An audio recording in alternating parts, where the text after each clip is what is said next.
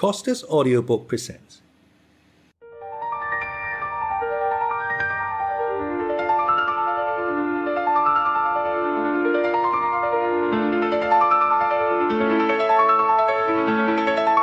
The Brothers Karamazov by Fyodor Dostoyevsky. Part 3. Book 8. Mitya. Chapter 1. Kuzma Samsonov. But Dmitri, to whom Grushenka, flying away to a new life, had left her last greetings, bidding him remember the hour of her love forever, knew nothing of what had happened to her, and was at that moment in a condition of feverish agitation and activity. For the last 2 days he had been in such an inconceivable state of mind that he might easily have fallen ill with brain fever, as he said himself afterwards. Alyosha had not been able to find him the morning before, and Ivan had not succeeded in meeting him at the tavern on the same day. The people at his lodgings, by his orders, concealed his movements. He had spent those 2 days literally rushing in all directions, struggling with his destiny and trying to save himself, as he expressed it himself afterwards. And for some hours he had even made a dash out of the town on urgent business, terrible as it was to him to lose sight of Grushenka for a moment. All this was explained afterwards in detail, and confirmed by documentary evidence, but for the present we will only note the most essential instance of those 2 terrible days immediately preceding the awful catastrophe that broke so suddenly upon him. Though Grushenka had, it is true, loved him for an hour genuinely and sincerely, yet she tortured him sometimes cruelly and mercilessly. The worst of it was that he could never tell what she meant to do. To prevail upon her by force or kindness was also impossible. She would yield to nothing. She would only have become angry and turned away from him altogether. He knew that well already. He suspected, quite correctly, that she, too, was passing through an inward struggle, and was in a state of extraordinary indecision, that she was making up her mind to something, and unable to determine upon it. And so, not without good reason, he divined, with a sinking heart, that at moments she must simply hate him and his passion. And so perhaps it was. But what was distressing Grushenka he did not understand. For him the whole tormenting question lay between him and Fyodor Pavlovitch. Here we must note, by the way, one certain fact. He was firmly persuaded that Fyodor Pavlovitch would offer, or perhaps had offered, Grushenka lawful wedlock, and did not for a moment believe that the old voluptuary hoped to gain his object for 3,000 roubles. Mitya had reached this conclusion from his knowledge of Grushenka and her character. That was how it was that he could believe at times that all Grushenka's uneasiness rose from not knowing which of them to choose, which was most to her advantage. Strange to say, during those days it never occurred to him to think of the approaching return of the officer, that is, of the man who had been such a fatal influence in Grushenka's life, and whose arrival she was expecting with such emotion and dread. It is true that of late Grushenka had been very silent about it, yet he was perfectly aware of a letter she had received a month ago from her seducer, and had heard of it from her own lips. He partly knew, too, what the letter contained. In a moment of spite, Grushenka had shown him that letter, but to her astonishment he attached hardly any consequence to it. It would be hard to say why this was. Perhaps, weighed down by all the hideous horror of his struggle with his own father for this woman, he was incapable of imagining any danger more terrible, at any rate for the time. He simply did not believe in a suitor who suddenly turned up again after 5 years' disappearance, still less in his speedy arrival. Moreover, in the officer's first letter which had been shown to Mitya, the possibility of his new rival's visit was very vaguely suggested. The letter was very indefinite, high-flown, and full of sentimentality. It must be noted that Grushenka had concealed from him the last times of the letter, in which his return was alluded to more definitely. He had, besides, noticed at that moment, he remembered afterwards, a certain involuntary proud contempt for this missive from Siberia on Grushenka's face. Grushenka told him nothing of what had passed later between her and this rival, so that by degrees he had completely forgotten the officer's existence. He felt that whatever might come later, whatever turn things might take, his final conflict with Fyodor Pavlovitch was close upon him, and must be decided before anything else. With a sinking heart, he was expecting every moment Grushenka's decision, always believing that it would come suddenly, on the impulse of the moment. All of a sudden, she would say to him, "Take me, I'm yours forever," and it would all be over. He would seize her and bear her away at once to the ends of the earth. Oh, then he would bear her away at once, as far away as possible, to the farthest end of Russia, if not of the earth. Then he would marry her, and settle down with her incognito, so that no one would know anything about them, there, here, or anywhere. Then, a new life would begin at once. Of this different, reformed, and virtuous life he dreamed feverishly at any moment. He thirsted for that reformation and renewal. The filthy morass in which he had sunk of his own free will was too revolting to him, and, like very many men in such cases, he put faith above all in change of place. If only it were not for these people, if only it were not for these circumstances, if only he could fly away from this accursed place, he would be altogether regenerated, would enter on a new path. That was what he believed in, and what he was yearning for. But all this could only be on condition of the first, the happy solution of the question. There was another possibility, a different and awful ending. Suddenly she might say to him, "Go away. I've just come to terms with Fyodor Pavlovich. I'm going to marry him and don't want you." But Mitya did not know what would happen then. Up to the last hour he didn't know. That must be said to his credit. He had no definite intentions, had planned no crime. He was simply watching and spying in agony, while he prepared himself for the first happy solution of his destiny. He drove away any other idea, in fact, but for that ending a quite different anxiety arose. A new incidental but yet fatal and insoluble difficulty presented itself. If she were to say to him, "I'm yours, take me away," how could he take her away? Where had he the means, the money to do it? It was just at this time that all sources of revenue from Fyodor Pavlovich, those which had gone on without interruption for so many years, ceased. Grushenka had money, of course, but with regard to this Mitya suddenly evinced extraordinary pride. He wanted to carry her away and begin a new life with her himself, at his own expense, not at hers. He could not conceive of taking her money, and the very idea caused him a pang of intense repulsion. I won't enlarge on this fact or analyze it here, but confine myself to remarking that this was his attitude at the moment. All this may have arisen indirectly and unconsciously from the secret stings of his conscience for the money of Katerina Ivanovna that he had dishonestly appropriated.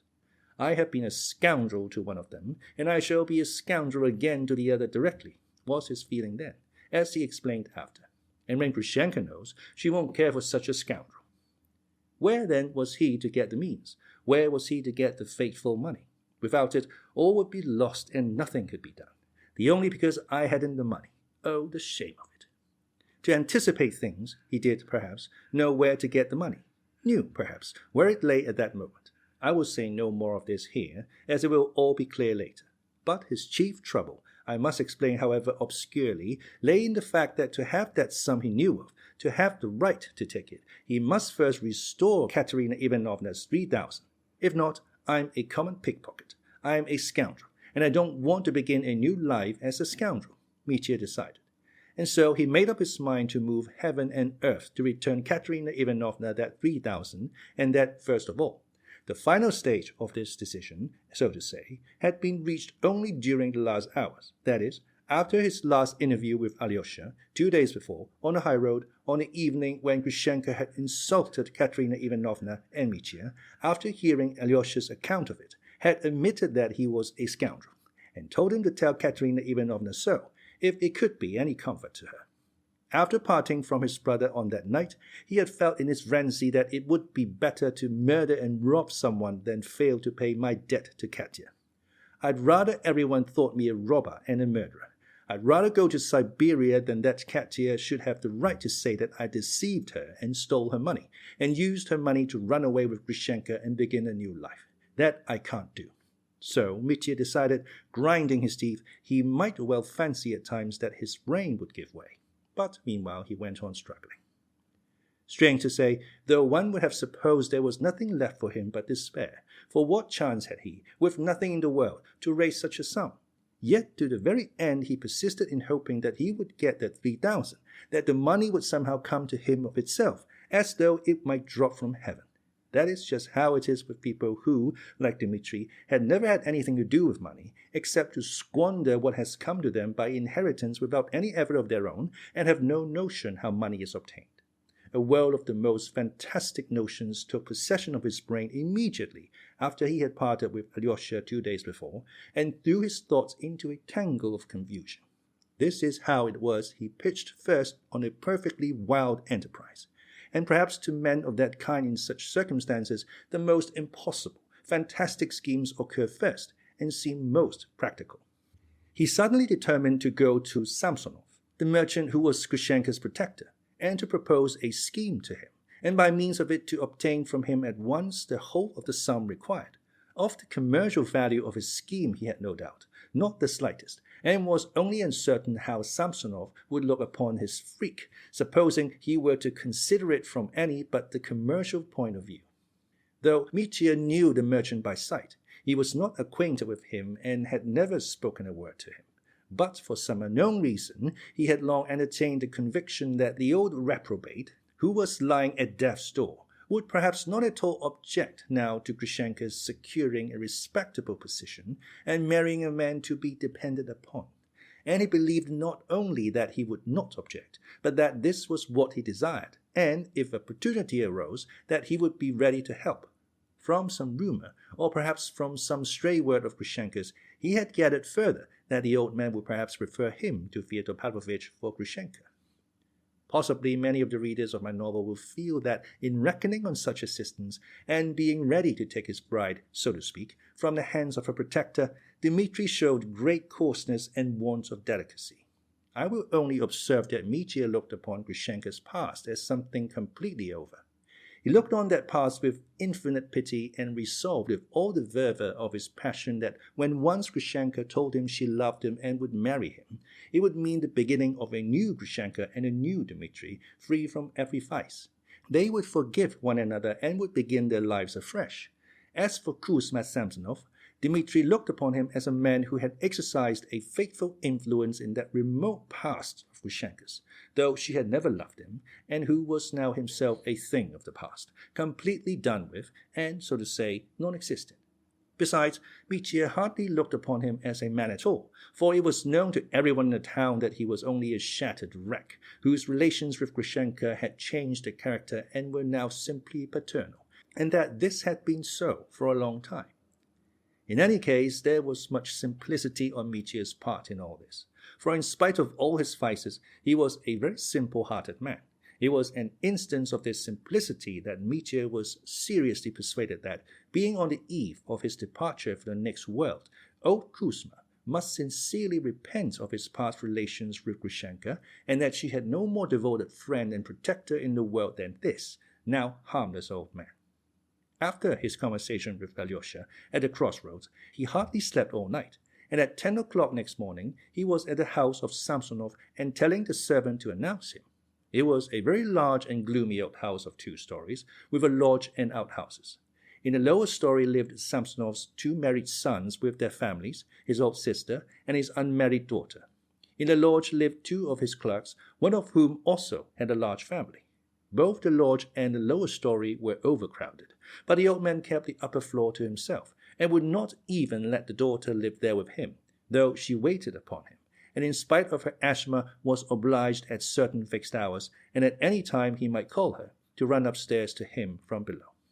This upper floor contained a number of large rooms kept purely for show, furnished in the old-fashioned merchant style, with long monotonous rows of clumsy mahogany chairs along the walls, with glass chandeliers under shades, and gloomy mirrors on the walls. All these rooms were entirely empty and unused, for the old man kept to one room, a small remote bedroom, where he was waited upon by an old servant with a kerchief on her head, and by a lad, who used to sit on the locker in the passage.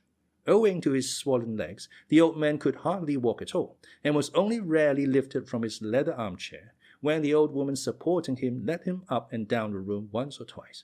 He was morose and taciturn even with this old woman. When he was informed of the arrival of the captain, he at once refused to see him, but Mitya persisted and sent his name up again. Samsonov questioned the lad minutely. What he looked like, whether he was drunk, was he going to make a row? The answer he received was that he was sober, but won't go away. The old man again refused to see him. Then Mitya, who had foreseen this and purposely brought pencil and paper with him, wrote clearly on the piece of paper the words, "On most important business closely concerning Agrafena Alexandrovna," and sent it up to the old man.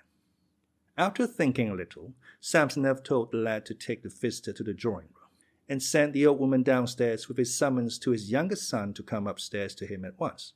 This younger son, a man over 6 foot and of exceptional physical strength, who was closely shaven and dressed in the European style, though his father still wore a kaftan and a beard, came at once without a comment. All the family trembled before the father. The old man had sent for this giant, not because he was afraid of the captain, but in order to have a witness in case of any emergency. Supported by his son and the servant lad, he waddled at last into the drawing room. It may be assumed that he felt considerable curiosity. The drawing room in which Mitya was awaiting him was a vast, dreary room that laid a weight of depression on the heart. It had a double row of windows, a gallery, marbled walls, and 3 immense chandeliers with glass lustres covered with shades. Mitya was sitting on a little chair at the entrance, awaiting his fate with nervous impatience. When the old man appeared at the opposite door, 70 feet away, Mitya jumped up at once, and with his long military stride walked to meet him. Mitya was well dressed, in a frock coat buttoned up, with a round hat and black gloves in his hands, just as he had been 3 days before at the elders, at the family meeting with his father and brothers. The old man waited for him, standing dignified and unbending, and Mitya felt at once that he had looked him through and through as he advanced. Mitya was greatly impressed, too, with Samsonov's immensely swollen face. His lower lip, which had always been thick, hung down now, looking like a bun. He bowed to his guest in dignified silence, motioned him to a low chair by the sofa, and, leaning on his son's arm, he began lowering himself onto the sofa opposite, groaning painfully, so that Mitya, seeing his painful exertions, immediately felt remorseful and sensitively conscious of his insignificance in the presence of the dignified person he had ventured to disturb. "What is it you want of me, sir?" said the old man, deliberately, distinctly, severely, but courteously, when he was at last seated. Mitya started, leapt up, but sat down again. Then he began at once, speaking with loud, nervous haste, gesticulating, and in a positive frenzy. He was unmistakably a man driven into a corner, on the brink of ruin, catching at the last straw, ready to sink if he failed. Old Samsonov probably grasped all this in an instant, though his face remained cold and immovable as a statue's. "Most honored sir, Kuzma Kuzmich, you have no doubt heard more than once of my dispute with my father, Fyodor Pavlovich Karamazov, who robbed me of my inheritance from my mother, seeing the whole town is gossiping about it. For here everyone's gossiping of what they shouldn't, and besides, it might have reached you through Grushenka. I beg your pardon, through Agrafena Alexandrovna. Agrafena Alexandrovna, the lady for whom I have the highest respect and esteem." So Mitya began and broke down at the first sentence. We will not reproduce his speech word for word, but will only summarize the gist of it. 3 months ago, he said, he had of express intention consulted a lawyer in the chief town of the province, a distinguished lawyer, Kuzma Kuzmich, Pavel Pavlovich Korneplodov. You have perhaps heard of him, a man of vast intellect, the mind of a statesman. He knows you too, spoke of you in the highest terms. Mitya broke down again, but these breaks did not deter him. He leapt instantly over the gaps and struggled on and on.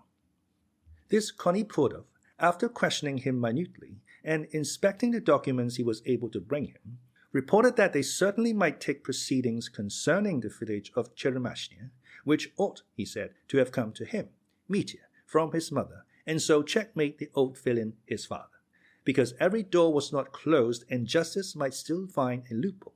In fact, he might reckon on an additional sum of 6 or even 7,000 roubles from Fyodor Pavlovich, as Cheremashnya was worth, at least, 25,000. He might say 28,000, in fact. 30, Kuzma Kuzmich, and would you believe it, I didn't get 17 from that heartless man. So he, Mitya, had thrown the business up, for the time, knowing nothing about the law, but on coming here was struck dumb by a cross claim made upon him. So will not you, excellent and honored Kuzma Kuzmich, be willing to take up all my claims against the unnatural monster, and pay me a sum down of only 3,000. You see, you cannot, in any case, lose over it. Oh, my honor, I swear that. Quite the contrary, you may make 6,000 or 7,000 instead of 3.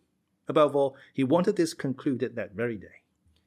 I'll do the business with you at a notary's, or whatever it is. In fact, I'm ready to do anything. I'll hand over all the deeds, whatever you want, sign anything, and we could draw up the agreement at once. And if it were only possible, that very morning, you could pay me that 3,000, for there isn't a capitalist in this town to compare with you, and so would save me, in fact, for a good, I might say, an honorable action, for I cherish the most honorable feelings for a certain person, whom you know well, and care for as a father. I would not have come, indeed, if it had not been as a father. And indeed, it's a struggle of 3 in this business, for it's fate. That's a fearful thing, Kuzma Kuzmich. A tragedy, Kuzma Kuzmich. A tragedy. And as you've dropped out long ago, it's a tug of war between two. I'm expressing it awkwardly, perhaps, but I'm not a literary man. You see, I'm on the one side, and that monster on the other. So you must choose. It's either I or the monster. It all lies in your hands, the fate of 3 lives and the happiness of 2. Excuse me, I'm making a mess of it, but you understand. I see from your venerable eyes that you understand. And if you don't understand, I'm done for. So you see. Mitya broke off his clumsy speech with that, so you see, and jumping up from his seat, awaited the answer to his foolish proposal. At the last phrase, he had suddenly become hopelessly aware that it had all fallen flat, above all, that he had been talking utter nonsense. How strange it is. On the way here it seemed all right, and now it's nothing but nonsense. The idea suddenly dawned on his despairing mind. All the while he had been talking, the old man sat motionless, watching him with an icy expression in his eyes. After keeping him for a moment in suspense, Kuzma Kuzmich pronounced at last in a most positive and chilling tone, "Excuse me, we don't undertake such business." Mitya suddenly felt his legs growing weak under him. "What am I to do now, Kuzma Kuzmich?" he muttered, with a pale smile.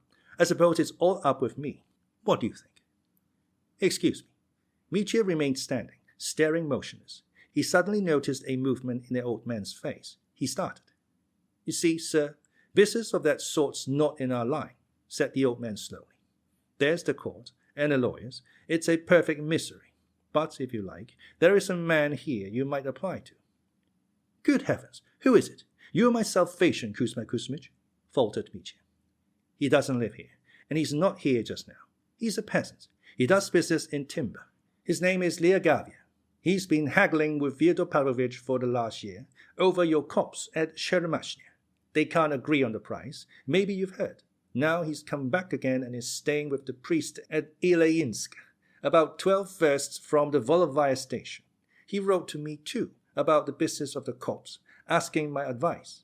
Fyodor Pavlovich means to go and see him himself. So, if you were to be beforehand with Fyodor Pavlovich and to make Liagavia the offer you've made me, he might possibly—" "A brilliant idea," Mitya interrupted ecstatically. "He's the very man. It would just suit him. He's haggling with him for it, being asked too much, and here he would have all the documents entitling him to the property itself. Ha ha ha!" And Mitya suddenly went off into a short wooden laugh, startling Samsonov. "How can I thank you, Kuzma Kuzmich?" cried Mitya effusively. "Don't mention it," said Samsonov, inclining his head. "But you don't know. You've saved me. Oh, it was a true presentiment brought me to you, so now to this priest. No need of thanks. I'll make haste and fly there. I'm afraid I've overtaxed your strength. I shall never forget it. It's a Russian says that, Kuzma Kuzmich, a Russian." To be sure. Mitya seized his hand to press it, but there was malignant gleam in the old man's eye. Mitya drew back his hand, but at once blamed himself for his mistrustfulness. "It is because he's tired," he thought. For her sake, Kuzma Kuzmich. You'd understand that it's for her," he cried, his voice ringing through the room. He bowed, turned sharply round, and with the same long stride walked to the door without looking back. He was trembling with delight. Everything was on the verge of ruin, and my guardian angel saved me, was the thought in his mind. And if such a businessman as Samsonov had suggested this course, then success was assured. He would fly off immediately. "I will be back before night. I shall be back at night, and the thing is done." Could the old man have been laughing at me? Exclaimed Mitya, as he strode towards his lodging. He could, of course, imagine nothing, but that the advice was practical from such a businessman, with an understanding of the business, with an understanding of this Liagavia, or the old man was laughing at him. Alas, the second alternative was the correct one. Long afterwards, when the catastrophe had happened, old Samsonov himself confessed, laughing, that he had made a fool of the captain. He was a cold, spiteful, and sarcastic man, liable to violent antipathies.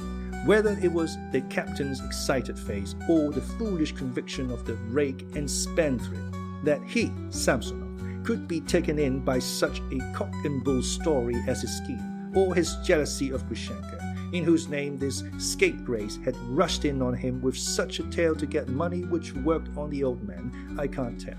But at the instant when Mitya stood before him, feeling his legs grow weak under him, and frantically exclaiming that he was ruined, at that moment the old man looked at him with intense spite, and resolved to make a laughing-stock of him. When Mitya had gone, Kuzma Kuzmich, white with rage, turned to his son and bade him see to it that that beggar be never seen again, and never admitted even into the yard, or else he did not utter his threat, but even his son, who often saw him enraged, trembled with fear. For a whole hour afterwards, the old man was shaking with anger, and by evening he was worse, and sent for the doctor.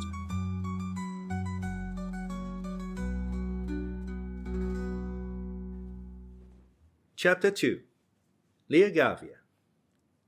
So he must drive at full speed, and he had not the money for horses. He had 40 kopecks, and that was all. All that was left after so many years of prosperity. But he had at home an old silver watch which had long ceased to go. He snatched it up and carried it to a Jewish watchmaker and had a shop in the marketplace. The Jew gave him 6 roubles for it. "And I didn't expect that," cried Mitya, ecstatically. He seized his 6 roubles and ran home. At home he borrowed 3 roubles from the people of the house, who loved him so much that they were pleased to give it him, though it was all they had. Mitya in his excitement told them on the spot that his fate would be decided that day, and he described, in desperate haste, the whole scheme he had put before Samsonov, the latter's decision, his own hopes for the future, and so on. These people had been told many of their lodger's secrets before, and so looked upon him as a gentleman who was not at all proud, and almost one of themselves. Having thus collected 9 roubles, Mitya sent for posting horses to take him to the Volovaya station. This was how the fact came to be remembered and established that at midday on the day before the event, Mitya had not a farthing, and that he had sold his watch to get money and had borrowed 3 roubles from his landlord, all in the presence of witnesses. I note this fact. Later on it will be apparent why I do so. Though he was radiant with the joyful anticipation that he would at last solve all his difficulties, yet as he drew near Volovaya station, he trembled at the thought of what Grushenka might be doing in his absence. What if she made up her mind today to go to Fyodor Pavlovitch? This was why he had gone off without telling her, and why he left orders with his landlady not to let out where he had gone, if anyone came to inquire for him. I must get back tonight," he repeated, as he was jolted along in the cart, "and I dare say I shall have to bring this Liagavia back here to draw up the deed." So mused Mitya, with a throbbing heart. But alas, his dreams were not fated to be carried out. To begin with, he was late, taking a short cut from Volovaya station, which turned out to be 18 versts instead of 12. Secondly, he did not find the priest at home at Ilyinska. He had gone off to a neighboring village, while Mitya, setting off there with the same exhausted horses, was looking for him. It was almost dark.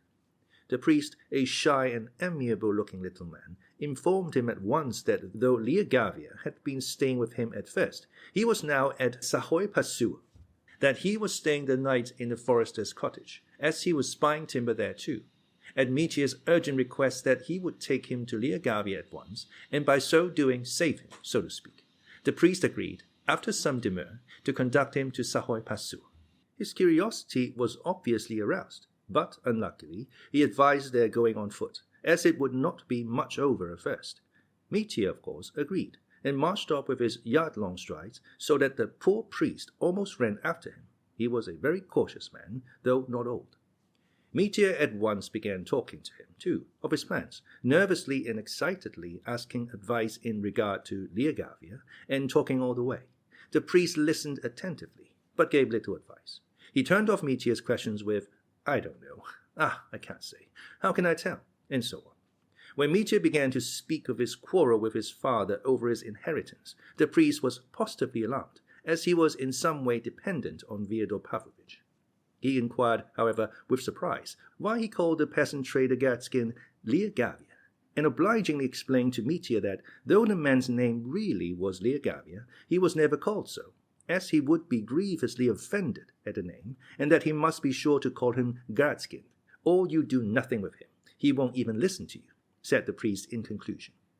Mitya was somewhat surprised for a moment, and explained that that was what Samsonov had called him.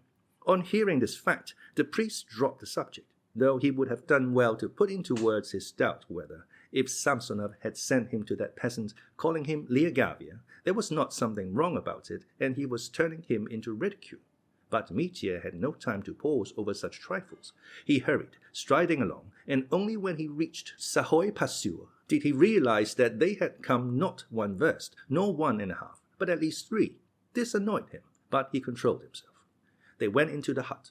The forester lived in one half of the hut, and Gatskin was lodging in the other, the better room the other side of the passage. They went into that room and lighted a tallow candle. The hut was extremely overheated.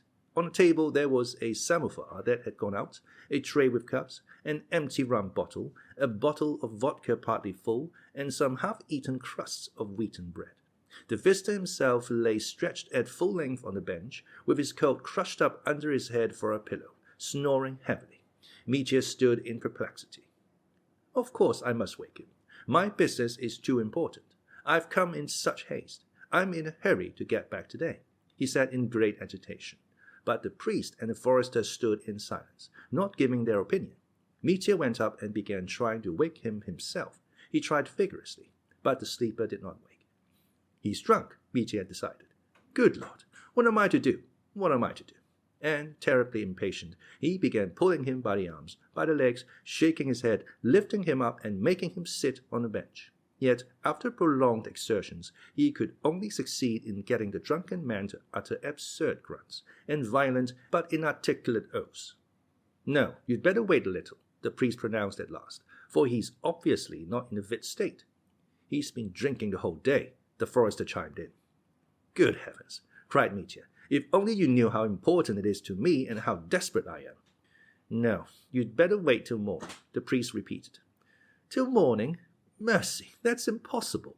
And in his despair he was on the point of attacking the sleeping man again, but stopped short at once, realizing the uselessness of his efforts. The priest said nothing. The sleepy forester looked gloomy.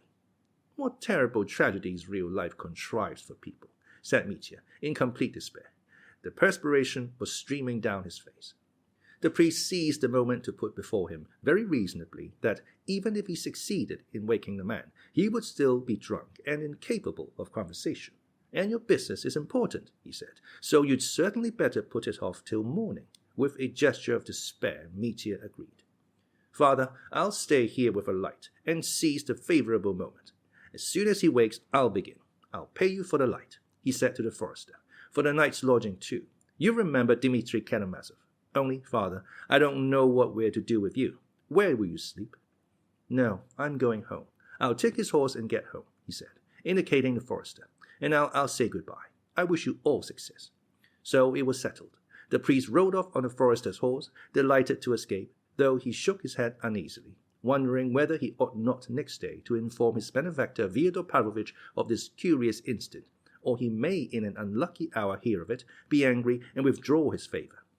The forester, scratching himself, went back to his room without a word, and Mitya sat on the bench to catch the favorable moment, as he expressed it. Profound dejection clung about his soul like a heavy mist, a profound, intense dejection. He sat thinking, but could reach no conclusion. The candle burned dimly, a cricket chirped, it became insufferably close in the overheated room. He suddenly pictured the garden, the path behind the garden, the door of his father's house mysteriously opening and Grushenka running in.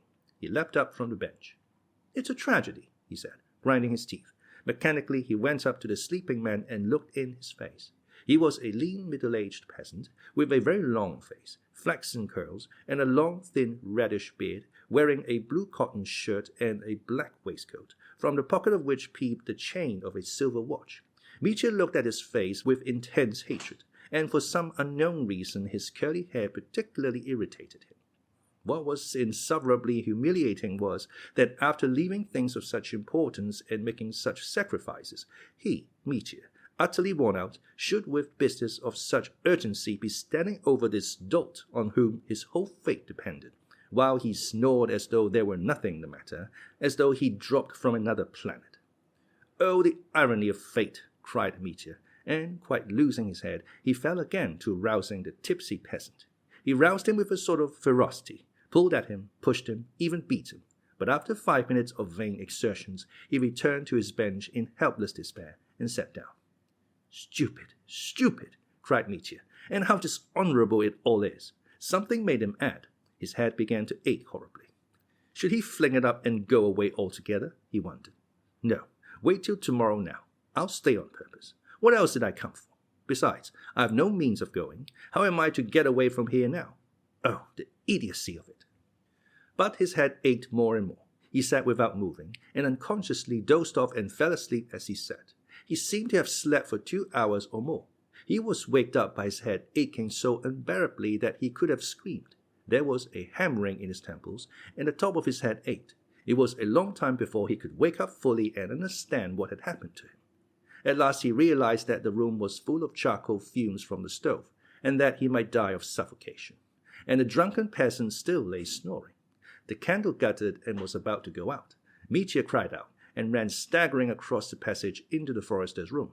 The forester waked up at once, but hearing that the other room was full of fumes, to Mitya's surprise and annoyance, accepted the fact with strange unconcern, though he did go to see to it.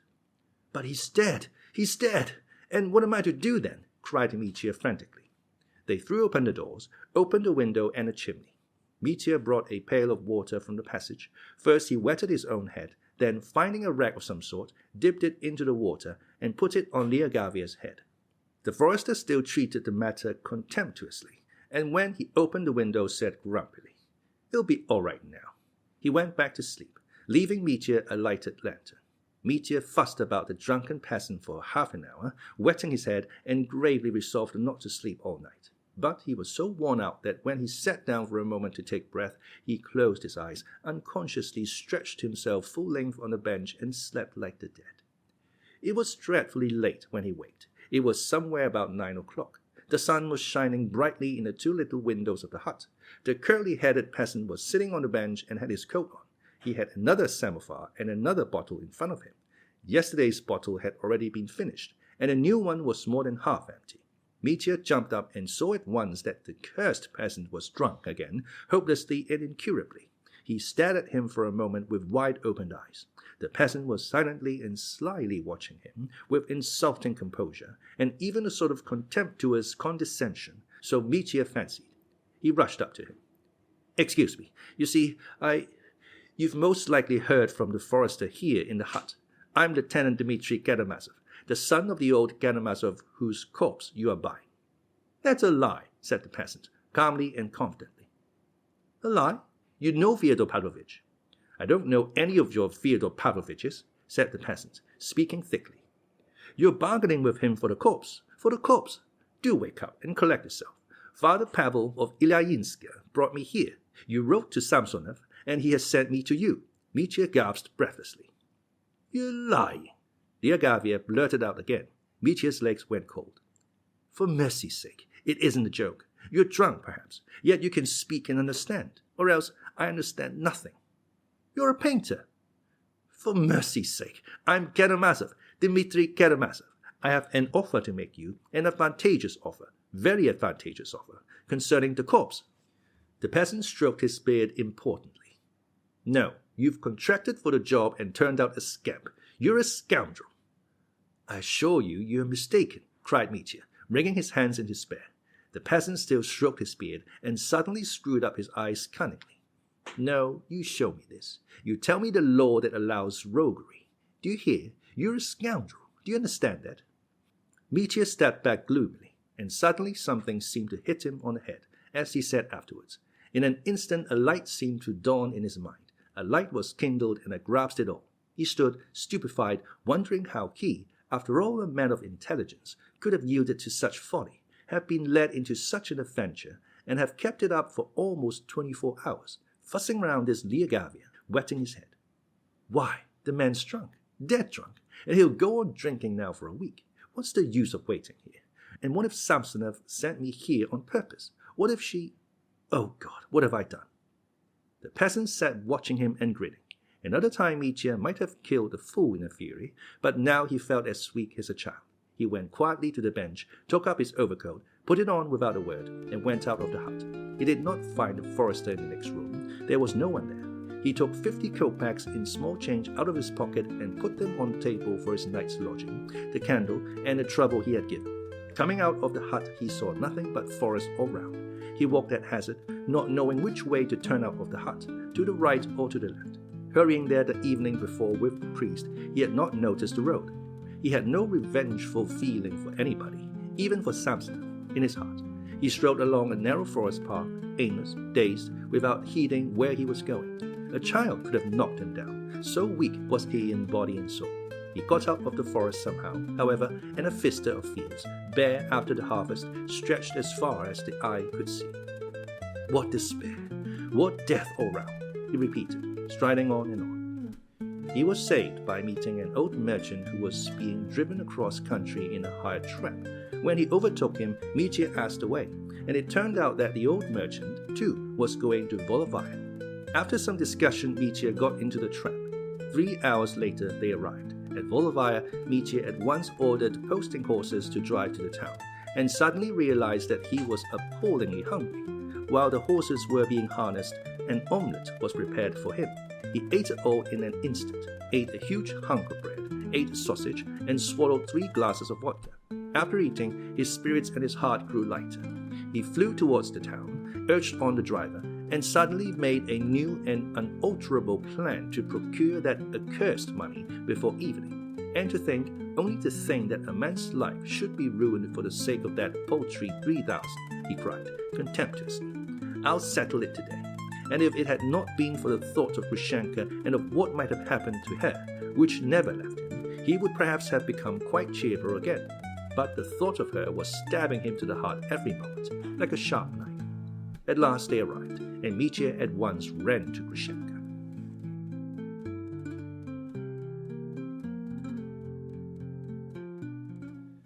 Chapter 3. Gold Mines. This was the visit of Mitya of which Grushenka had spoken to Rakitin with such horror. She was just then expecting the message, and was much relieved that Mitya had not been to see her that day or the day before. She hoped that, please God, he won't come till I'm gone away, and he suddenly burst in on her. The rest we know already. To get him off her hands, she suggested at once that he should walk with her to Samsonov's, where she said she absolutely must go to settle his accounts. And when Mitya accompanied her at once, she said goodbye to him at the gate, making him promise to come at 12 o'clock to take her home again. Mitya, too, was delighted at this arrangement. If she was sitting at Samsonov's, she could not be going to Fyodor Pavlovitch's. If only she's not lying, he added at once. But he thought she was not lying from what he saw. He was that sort of jealous man who, in the absence of the beloved woman, at once invents all sorts of awful fancies of what may be happening to her, and how she may be betraying him. But when shaken, heartbroken, convinced of her faithlessness, he runs back to her. At the first glance at her face, her gay, laughing, affectionate face, he revives at once, lays aside all suspicion, and with joyful shame abuses himself for his jealousy. After leaving Grushenka at the gate, he rushed home. Oh, he had so much still to do that day, but the load had been lifted from his heart anyway. Now I must only make haste and find out from Smerdyakov whether anything happened there last night, whether, by any chance, she went to Fyodor Pavlovitch. Ugh, floated through his mind. Before he had time to reach his lodging, jealousy had surged up again in his restless heart. Jealousy. Othello was not jealous, he was trustful, observed Pushkin. And that remark alone is enough to show the deep insight of our great poet. Othello's soul was shattered and his whole outlook clouded simply because his ideal was destroyed. But Othello did not begin hiding, spying, peeping. He was trustful, on the contrary. He had to be led up, pushed on, excited with great difficulty before he could entertain the idea of deceit. The truly jealous man is not like that. It is impossible to picture to oneself the shame and moral degradation to which the jealous man can descend without a qualm of conscience. And yet it's not as though the jealous were all vulgar and base souls. On the contrary, a man of lofty feelings, whose love is pure and full of self-sacrifice, may yet hide under tables, bribe the vilest people, and be familiar with the lowest ignominy of spying and eavesdropping. Othello was incapable of making up his mind to faithlessness, not incapable of forgiving it, but of making up his mind to it, though his soul was as innocent and free from malice as a babe's. It's not so with the really jealous man. It is hard to imagine what some jealous men can make up their mind to and overlook, and what they can forgive. The jealous are the readiest of all to forgive, and all women know it. The jealous man can forgive extraordinarily quickly, and he is able to forgive infidelity almost conclusively proved, the very kisses and embraces he has seen, if only he can somehow be convinced that it has all been for the last time, and that his rifle will vanish from the day forward, will depart to the ends of the earth, or that he himself will carry her away somewhere where that dreaded rival will not get near her. Of course, the reconciliation is only for an hour, for even if the rival did disappear next day, he would invent another one and would be jealous of him. And one might wonder what there was in the love that had to be so watched over, what a love could be worth that needed such strenuous guarding, but that the jealous will never understand. And yet among them are men of noble hearts. It is remarkable, too, that those very men of noble hearts, standing hidden in some cupboard, listening and spying, never feel the stings of conscience at that moment. Anyway, though they understand clearly enough with their noble hearts the shameful depths to which they have voluntarily sunk. At the sight of Grushenka, Mitya's jealousy vanished, and for an instant he became trustful and generous, and positively despised himself for his evil feelings. But it only proved that, in his love for the woman, there was an element of something far higher than he himself imagined, that it was not only a sensual passion, not only the curve of her body, of which he had talked to Alyosha. But as soon as Grushenka had gone, Mitya began to suspect her of all the low cunning of faithlessness, and he felt no sting of conscience at it. And so jealousy surged up in him again. He had, in any case, to make haste. The first thing to be done was to get hold of at least a small, temporary loan of money. The 9 roubles had almost all gone on his expedition, and, as we all know, one can't take a step without money. But he had thought over in the cards where he could get a loan. He had a brace of fine dueling pistols in the case, which he had not pawned till then because he prized them above all his possessions. In a metropolis tavern he had some time since made acquaintance with a young official and had learned that this very opulent bachelor was passionately fond of weapons. He used to buy pistols, revolvers, daggers, hang them on his wall and show them to acquaintances. He prided himself on them, and was quite a specialist on the mechanism of the revolver. Mitya, without stopping to think, went straight to him, and offered to pawn his pistols to him for 10 roubles. The official, delighted, began trying to persuade him to sell them outright, but Mitya would not consent, so the young man gave him 10 roubles, protesting that nothing would induce him to take interest. They parted friends. Mitya was in haste. He rushed towards Fyodor Pavlovitch's by the back way, to his arbor, to get hold of Smerdyakov as soon as possible.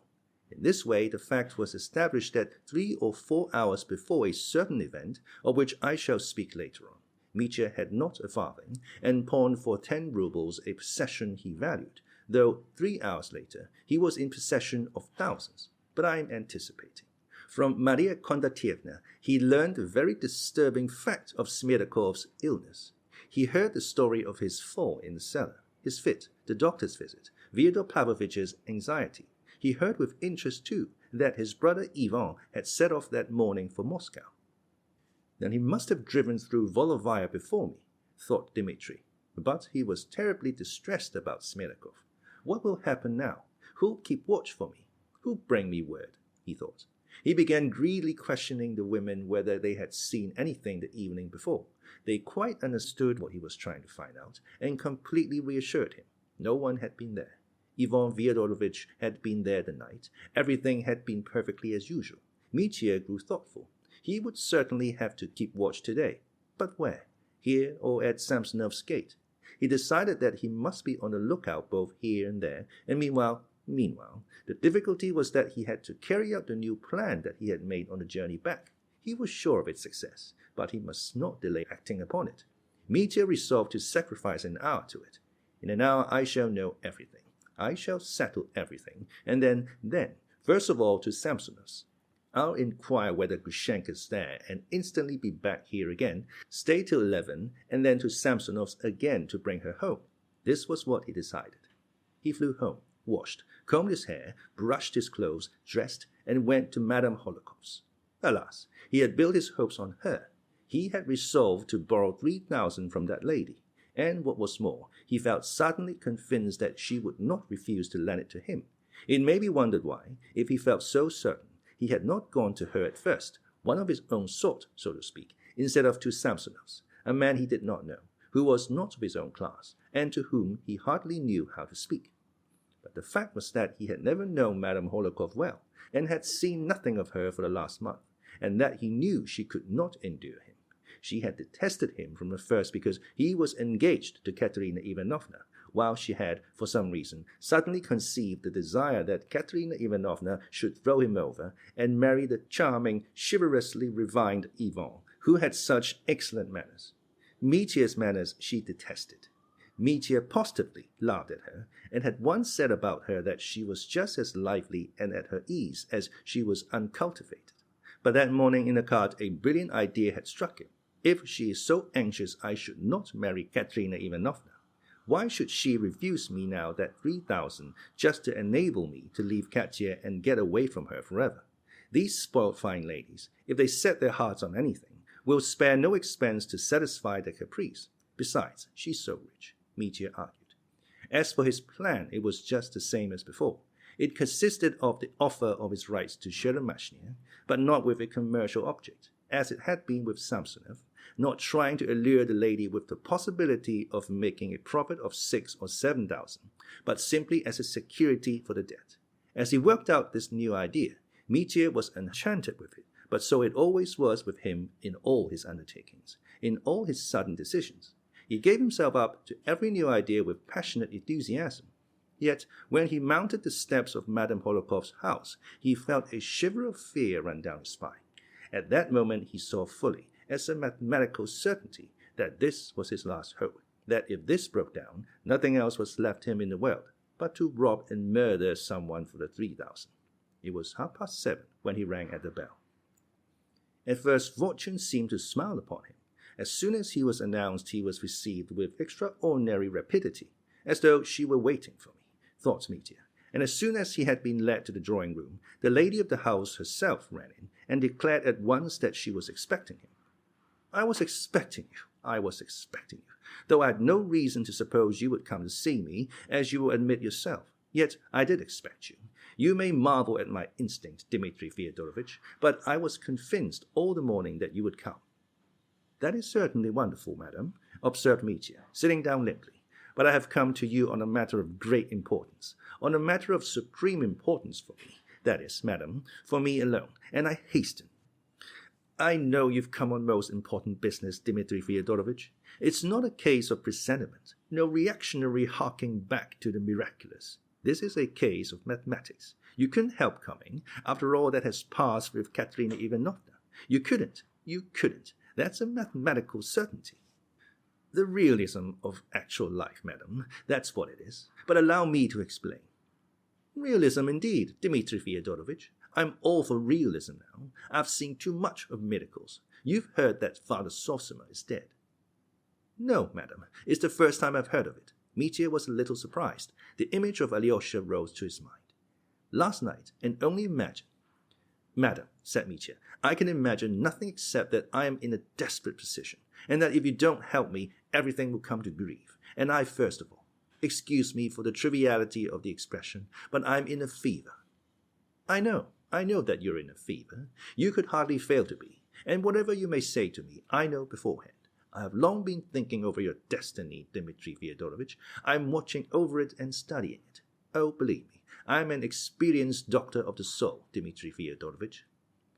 Madam, if you are an experienced doctor, I am certainly an experienced patient, said Mitya, with an effort to be polite. And I feel that if you are watching over my destiny in this way, you will come to my help in my ruin, and so allow me, at least to explain to you the plan with which I have ventured to come to you, and what I am hoping of you. I have come, madam. Don't explain it. It's of secondary importance. But as for help, you are not the first I have helped, Dmitri Fyodorovich. You have most likely heard of my cousin, Madame Belmesov. Her husband was ruined, had come to grief. As you characteristically express it, Dmitri Fyodorovich, I recommended him to take to horse breeding, and now he's doing well. Have you any idea of horse breeding, Dmitri Fyodorovich? Not the faintest, madam. Ah, madam, not the faintest, cried Mitya, in nervous impatience, positively starting from his seat. I simply implore you, madam, to listen to me. Only give me 2 minutes of free speech that I may just explain to you everything, the whole plan with which I have come. Besides, I am short of time. I am in a fearful hurry, Mitya cried hysterically, feeling that she was just going to begin talking again, and hoping to cut her short. I have come in despair, in the last gasp of despair, to beg you to lend me the sum of 3,000, alone, but on safe, most safe security, madam, with the most trustworthy guarantees. Only let me explain. You must tell me all that afterwards. Madame Hohlakov with a gesture demanded silence in her turn. And whatever you may tell me, I know it all beforehand. I've told you so already. You asked for a certain sum, for 3,000, but I can give you more, immeasurably more. I will save you, Dmitri Fyodorovich, but you must listen to me. Mitya started from his seat again. Madame, will you really be so good? He cried, with strong feeling. Good God, you've saved me. You have saved a man from a violent death, from a bullet, my eternal gratitude. I will give you more, infinitely more than 3,000, cried Madame Hohlakov, looking with a radiant smile at Mitya's ecstasy.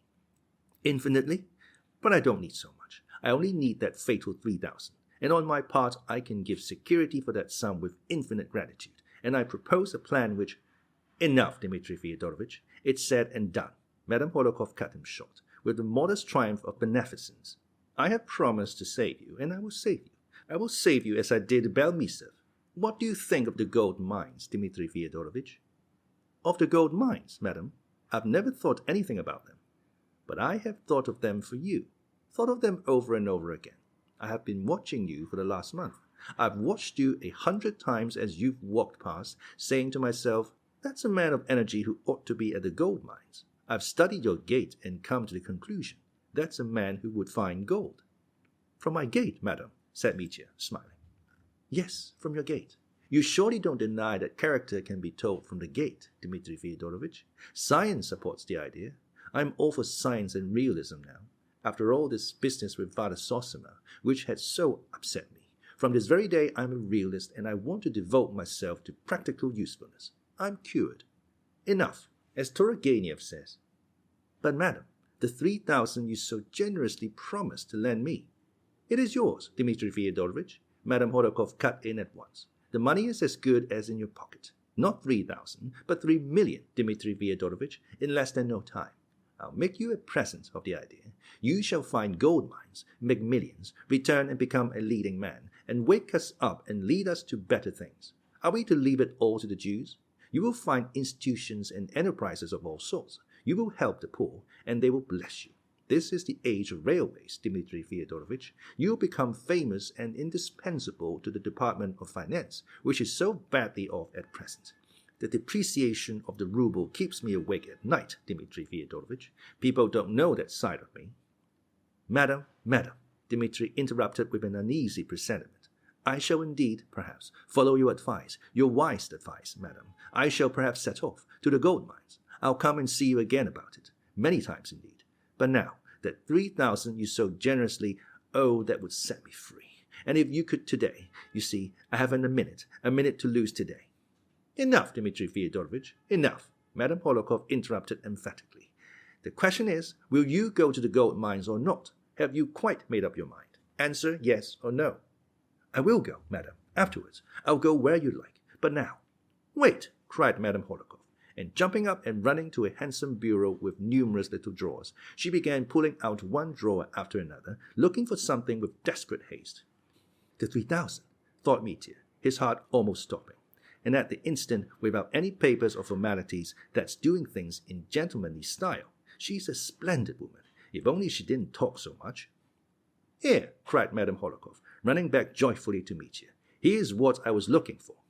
It was a tiny silver icon on a cord, such as is sometimes worn next to skin with a cross.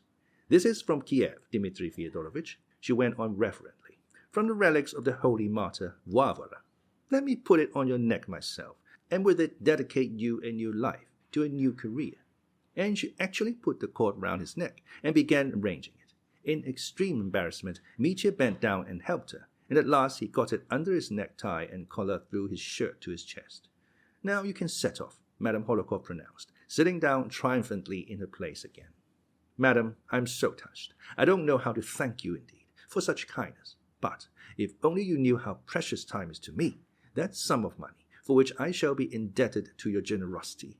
Oh, madam, since you are so kind, so touchingly generous to me, Mitya exclaimed impulsively, then let me reveal to you, though, of course, you've known it a long time, that I love somebody here. I have been forced to catch her. Katerina Ivanovna, I should say. Oh, I behaved inhumanly, dishonorably to her, but I fell in love here with another woman, a woman whom you, madam, perhaps despise, for you know everything already, but whom I cannot leave on any account, and therefore that 3,000 now. Leave everything, Dmitri Fyodorovich, Madame Hohlakov interrupted in the most decisive tone. Leave everything, especially women. Gold mines are your goal, and there's no place for women there. Afterwards, when you come back rich and famous, you will find the girl of your heart in the highest society. That will be a modern girl, a girl of education and advanced ideas. By that time, the dawning woman question will have gained ground, and a new woman will have appeared. Madam, that's not the point. Not at all. Mitya clasped his hands in entreaty. Yes, it is, Dmitri Fyodorovich. Just what you need. The very thing you're yearning for, though you don't realize it yourself. I'm not at all opposed to the present woman movement, Dmitri Fyodorovich. The development of women, and even the political emancipation of women in the near future. That's my ideal. I've a daughter myself, Dmitri Fyodorovich. People don't know that side of me. I wrote a letter to the author, Sherdyin, at that subject. He has taught me so much about the vocation of women. So last year I sent him an enormous letter of 2 lines. I kiss and embrace you, my teacher, for the modern women. Persevere. And I signed myself a mother. I thought of signing myself a contemporary mother and hesitated, but I stuck to the simple mother. There's more moral beauty in that, Dmitri Fyodorovich, and the word contemporary might have reminded him of the contemporary, a painful recollection owing to the censorship. Good heavens, what is the matter?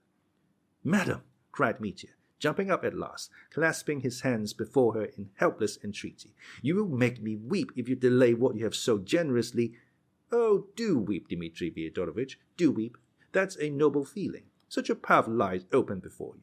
Tears will ease your heart, and later on you will return rejoicing. You will hasten to me from Siberia on purpose to share your joy with me. But allow me too, Mitya cried suddenly, for the last time and entreat you. Tell me, can I have the sum you promised me today? If not, when may I come for it?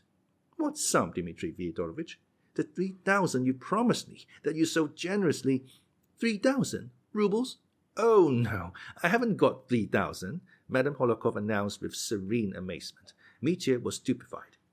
Why, you said just now, you said it was as good as in my hands. Oh, no, you misunderstood me, Dmitri Fyodorovich. In that case, you misunderstood me. I was talking of the gold mines. It's true I promised you more, infinitely more than 3,000. I remember it all now, but I was referring to the gold mines. But the money, the 3,000, Mitya exclaimed, awkwardly. Oh, if you meant money, I haven't any. I haven't a penny, Dmitri Fyodorovich. I'm quarreling with my steward about it, and I've just borrowed 500 roubles from Yusuf, myself. No, I've no money. And do you know, Dmitri Fyodorovich, if I had, I wouldn't give it to you. In the first place, I never lend money. Lending money means losing friends, and I won't give it to you particularly. I won't give it you because I like you and want to save you, for all you need is the gold mines, the gold mines, the gold mines. Oh, the devil, roared Mitya, and with all his might brought his fist down on the table. "Aye, aye," cried Madame Hohlakov, alarmed, and she flew to the other end of the drawing room. Mitya spat on the ground and strode rapidly out of the room, out of the house, into the street, into the darkness. He walked like one possessed and beating himself on the breast on the spot where he had struck himself 2 days previously before Alyosha, the last time he saw him in the dark on the road. What those blows upon his breast signified on that spot and what he meant by it, that was, for the time, a secret which was known to no one in the world and had not been told even to Alyosha. But that secret meant for him more than disgrace. It meant ruin, suicide. So he had determined, if he did not get hold of the 3,000 that would pay his debt to Katerina Ivanovna and so remove from his breast, from that spot on his breast, the shame he carried upon it, that weighed on his conscience. All this will be fully explained to the reader later on, but now that his last hope had vanished, this man, so strong in appearance, burst out crying like a little child a few steps from the Hohlakov's house. He walked on, and not knowing what he was doing, wiped away his tears with his fist. In this way he reached the square and suddenly became aware that he had stumbled against something. He heard a piercing wail from an old woman whom he had almost knocked down. "Good Lord, you've nearly killed me. Why don't you look where you're going, scapegrace?" "Why, it's you," cried Mitya, recognizing the old woman in the dark. It was the old servant who waited on Samsonov, whom Mitya had particularly noticed the day before. "And who are you, my good sir?" said the old woman, in quite a different voice. "I don't know you in the dark." "You live at Kuzma Kuzmich's. You're the servant there." "Just so, sir. I was only running out to Prahoricha, but I don't know you now." "Tell me, my good woman, is Agrafena Alexandrovna there now?" said Mitya, beside himself with suspense. "I saw her to the house some time ago." "She has been there, sir. She stayed a little while and went off again." "What? Went away?" cried Mitya. "When did she go?" "Why, as soon as she came. She only stayed a minute. She only told Kuzma Kuzmich a tale that made him laugh, and then she ran away." "You're lying! Damn you!" roared Mitya. "Aye, aye!" shrieked the old woman, but Mitya had vanished. He ran with all his might to the house where Grushenka lived. At the moment he reached it, Grushenka was on her way to Mokrow. It was not more than a quarter of an hour after her departure. Vanya was sitting with her grandmother, the old cook, Matryona, in the kitchen when the captain ran in. Vanya uttered a piercing shriek on seeing him. "You scream!" roared Mitya. "Where is she?" But without giving the terror-stricken Vanya time to utter a word, he fell all of a heap at her feet. "Vanya, for Christ's sake, tell me, where is she?" "I don't know, Dmitri Fyodorovich, my dear, I don't know. You may kill me, but I can't tell you. You went out with her yourself not long ago." "She came back." "Indeed she didn't. By God, I swear she didn't come back." "You're lying," shouted Mitya. "From your terror, I know where she is." He rushed away.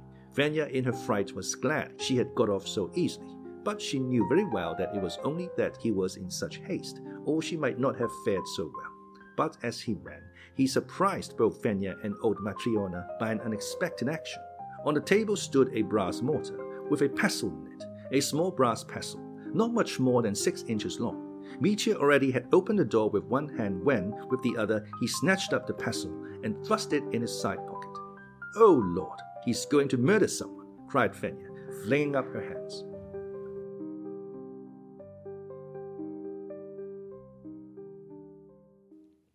Chapter 4. In the Dark. Where was he running? Where could she be except at Fyodor Pavlovich's? She must have run straight to him from Samsonov's. That was clear now. The whole intrigue, the whole deceit was evident. It all rushed whirling through his mind. He did not run to Maria Kondratievna's. There was no need to go there, not the slightest need. He must raise no alarm. They would run and tell directly. Maria Kondratievna was clearly in the plot. Smirnikov too, he too, all had been bought over. He formed another plan of action. He ran a long way round Fyodor Pavlovich's house, crossing the lane, running down Mitrovsky Street, then over the little bridge, and so came straight to the deserted alley at the back, which was empty and uninhabited, with on one side the hurdle fence of a neighbor's kitchen garden, on the other the strong high fence that ran all round Fyodor Pavlovich's garden. Here he chose a spot, apparently the very place, where, according to the tradition, he knew Lizaveta had once climbed over it. If she could climb over it, the thought, God knows why, occurred to him, surely I can. He did in fact jump up, and instantly contrived to catch hold of the top of the fence. Then he vigorously pulled himself up and sat astride on it. Close by, in the garden, stood the bath-house, but from the fence he could see the lighted windows of the house too. Yes, the old man's bedroom is lighted up. She's there. And he leapt from the fence into the garden. Though he knew Grigory was ill, and very likely Smerdyakov too, and that there was no one to hear him, he instinctively hid himself, stood still, and began to listen. But there was dead silence on all sides and, as though of design, complete stillness, not the slightest breath of wind. And not but the whispering silence. The line for some reason rose to his mind. If only no one heard me jump over the fence. I think not. Standing still for a minute, he walked softly over the grass in the garden, avoiding the trees and shrubs.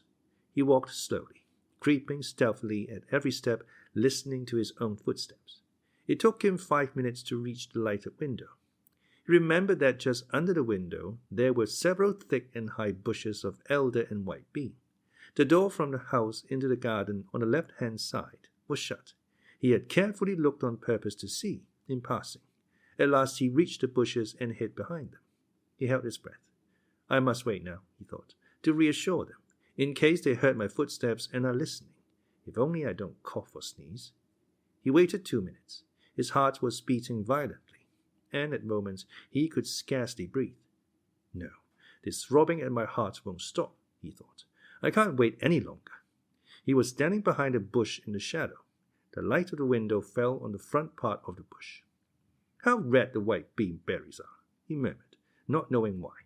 Softly and noiselessly, step by step, he approached the window and raised himself on tiptoe.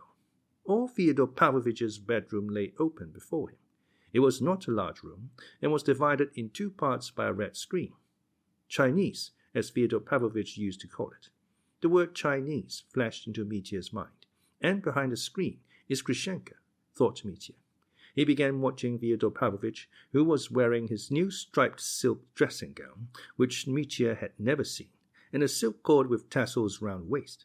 A clean, dandified shirt of fine linen with gold studs peeped out under the collar of the dressing gown. On his head, Fyodor Pavlovitch had the same red bandage which Alyosha had seen. He has got himself up, thought Mitya. His father was standing near the window, apparently lost in thought.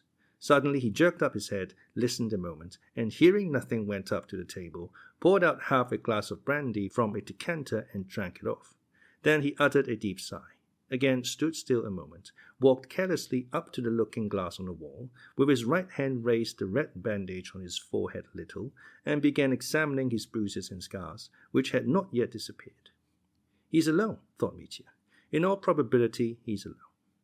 Fyodor Pavlovitch moved away from the looking-glass, turned suddenly to the window and looked out.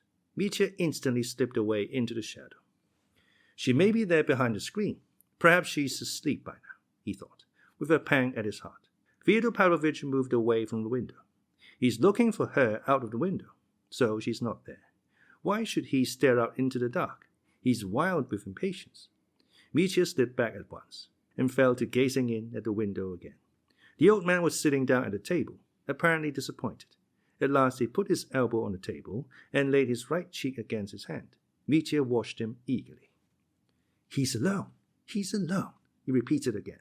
If she were here, his face would be different. Strange to say, a queer, irrational vexation rose up in his heart that she was not here. It's not that she's not here, he explained to himself immediately, but that I can't tell for certain whether she is or not. Mitya remembered afterwards that his mind was at that moment exceptionally clear, that he took in everything to the slightest detail and missed no point. But a feeling of misery, the misery of uncertainty and indecision, was growing in his heart with every instant. Is she here or not? The angry doubt filled his heart, and suddenly, making up his mind, he put out his hand and softly knocked on the window frame. He knocked the signal the old man had agreed upon with Smerdyakov, twice slowly and then 3 times more quickly, the signal that meant Grushenka is here. The old man started, jerked up his head, and, jumping up quickly, ran to the window. Mitya slipped away into the shadow. Fyodor Pavlovitch opened the window and thrust his whole head out. "Grushenka, is it you? Is it you?" he said, in a sort of trembling half-whisper. "Where are you, my angel? Where are you?" He was fearfully agitated and breathless. "He's alone," Mitya decided. "Where are you?" cried the old man again, and he thrust his head out farther, thrust it out to the shoulders, gazing in all directions, right and left. "Come here, I have a little present for you. Come, I'll show you." "He means the 3,000, thought Mitya. "But where are you? Are you at the door? I'll open it directly." And the old man almost climbed out of the window, peering out to the right, where there was a door into the garden, trying to see into the darkness. In another second, he would certainly have run out to open the door without waiting for Grushenka's answer. Mitya looked at him from the side without staring. The old man's profile that he loathed so, his pendant Adam's apple, his hooked nose, his lips that smiled in greedy expectation, were all brightly lighted up by the slanting lamplight falling on the left from the room. A horrible fury of hatred suddenly surged up in Mitya's heart. There he was, his rival, the man who had tormented him, had ruined his life. It was a rush of that sudden, furious, revengeful anger of which he had spoken, as though foreseeing it to Alyosha 4 days ago in the arbor, when, in answer to Alyosha's question, "How can you say you killed our father?" I don't know, he had said then. "Perhaps I shall not kill him. Perhaps I shall. I'm afraid he'll suddenly be so loathsome to me at that moment. I hate his double chin, his nose, his eyes, his shameless grin. I feel a personal repulsion. That's what I'm afraid of. That's what may be too much for me." This personal repulsion was growing unendurable. Mitya was beside himself. He suddenly pulled the brass pestle out of his pocket. "God was watching over me then," Mitya himself said afterwards. At that very moment, Grigory waked up on his bed of sickness. Earlier in the evening, he had undergone the treatment which Smerdyakov had described to Ivan. He had rubbed himself all over with vodka mixed with his secret, very strong decoction, had drunk what was left of the mixture while his wife repeated a certain prayer over him, after which he had gone to bed. Marfa Ignatievna had tasted the stuff too, and, being unused to strong drink, slept like the dead beside her husband. But Grigory waked up in the night, quite suddenly, and, after a moment's reflection, though he immediately felt a sharp pain in his back, he sat up in bed. Then he deliberated again, got up and dressed hurriedly. Perhaps his conscience was uneasy at the thought of sleeping while the house was unguarded in such perilous times. Smerdyakov, exhausted by his fit, lay motionless in the next room. Marfa Ignatievna did not stir. The stuff's been too much for the woman, Grigory thought. Glancing at her and groaning, he went out on the steps. No doubt he only intended to look out from the steps, for he was hardly able to walk. The pain in his back and his right leg was intolerable. But he suddenly remembered that he had not locked the little gate into the garden that evening. He was the most punctual and precise of men, a man who adhered to an unchangeable routine, and habits that lasted for years. Limping and writhing with pain, he went down the steps and towards the garden. Yes, the gate stood wide open. Mechanically he stepped into the garden. Perhaps he fancied something, perhaps caught some sound, and, glancing to the left, he saw his master's window open. No one was looking out of it then. What's it open for? It's not summer now, thought Grigory. And suddenly, at that very instant, he caught a glimpse of something extraordinary before him in the garden. 40 paces in front of him, a man seemed to be running in the dark. A sort of shadow was moving very fast. "Good Lord!" cried Grigory beside himself, and forgetting the pain in his back, he hurried to intercept the running figure. He took a shortcut. Evidently he knew the garden better. The flying figure went towards the bathhouse, ran behind it, and rushed to the garden fence. Grigory followed, not losing sight of him, and ran, forgetting everything. He reached the fence at the very moment the man was climbing over it. Grigory cried out, beside himself, pounced on him, and clutched his leg in his 2 hands. Yes, his foreboding had not deceived him. He recognized him. It was he, the monster, the parasite. "Parasite!" the old man shouted so that the whole neighborhood could hear. But he had not time to shout more. He fell at once, as though struck by lightning. Mitya jumped back into the garden and bent over the fallen man. In Mitya's hands was a brass pestle, and he flung it mechanically in the grass. The pestle fell 2 paces from Grigory, not in the grass but on the path, in the most conspicuous place. For some seconds he examined the prostrate figure before him. The old man's head was covered with blood. Mitya put out his hand and began feeling it. He remembered afterwards clearly that he had been awfully anxious to make sure whether he had broken the old man's skull or simply stunned him with the pestle. But the blood was flowing horribly, and in a moment Mitya's fingers were drenched with the hot stream. He remembered taking out of his pocket the clean white handkerchief with which he had provided himself for his visit to Madame Hohlakov, and putting it to the old man's head, senselessly trying to wipe the blood from his face and temples. But the handkerchief was instantly soaked with blood. Good heavens, what am I doing it for? Thought Mitya, suddenly pulling himself together. If I have broken his skull, how can I find out now? And what difference does it make now? He added hopelessly. If I've killed him, I've killed him. You've come to grief, old man, so there you must lie, he said aloud. And suddenly turning to the fence, he vaulted over it into the lane and fell to running. The handkerchief soaked with blood he held, crushed up in his right fist, and as he ran he thrust it into the back pocket of his coat. He ran headlong, and a few passers-by who met him in the dark, in the streets, remembered afterwards that they had met a man running that night. He flew back again into the widow Morozov's house.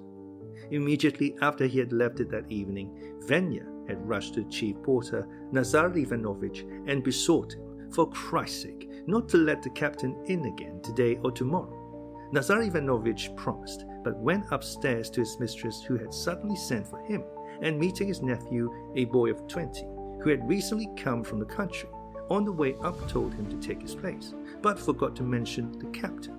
Mitya, running up to the gate, knocked. The lad instantly recognized him, for Mitya had more than once tipped him.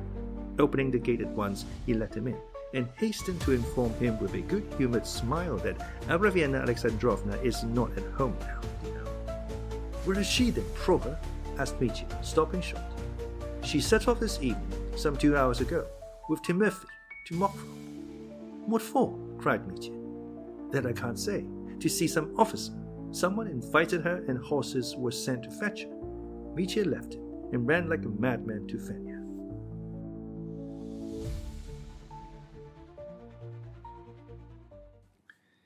Chapter 5. A Sudden Resolution. She was sitting in the kitchen with her grandmother. They were both just going to bed. Relying on Nazar Ivanovich, they had not locked themselves in. Mitya ran in, pounced on Venya, and seized her by the throat. Speak at once. Where is she? With whom is she now? At Mokrow? He roared furiously. Both the women squealed. I'll tell you. Dmitri Fyodorovich, darling, I'll tell you everything directly. I won't hide anything, gabbled Venya, frightened to death. She's gone to Mokrow, to her officer. What officer? Roared Mitya.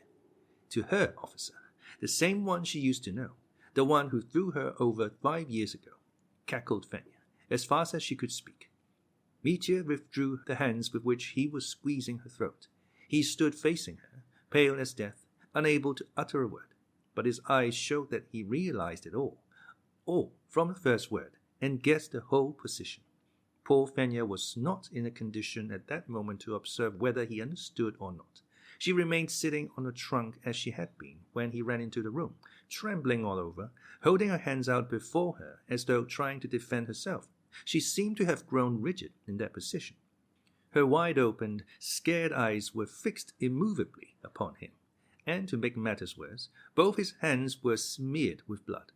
On the way, as he ran, he must have touched his forehead with them, wiping off the perspiration, so that on his forehead and his right cheek were blood-stained patches. Venya was on the verge of hysterics. The old cook had jumped up and was staring at him like a mad woman, almost unconscious with terror. Mitya stood for a moment, then mechanically sank onto a chair next to Venya. He sat, not reflecting, but, as it were, terror-stricken, benumbed. Yet everything was clear as day. That officer, he knew about him. He knew everything perfectly. He had known it from Grushenka herself, had known that the letter had come from him a month before, so that for a whole month, this has been going on, a secret from him, till the very arrival of this new man, and he had never thought of him. But how could he not have thought of him? Why was it he had forgotten this officer like that, forgotten him as soon as he heard of him?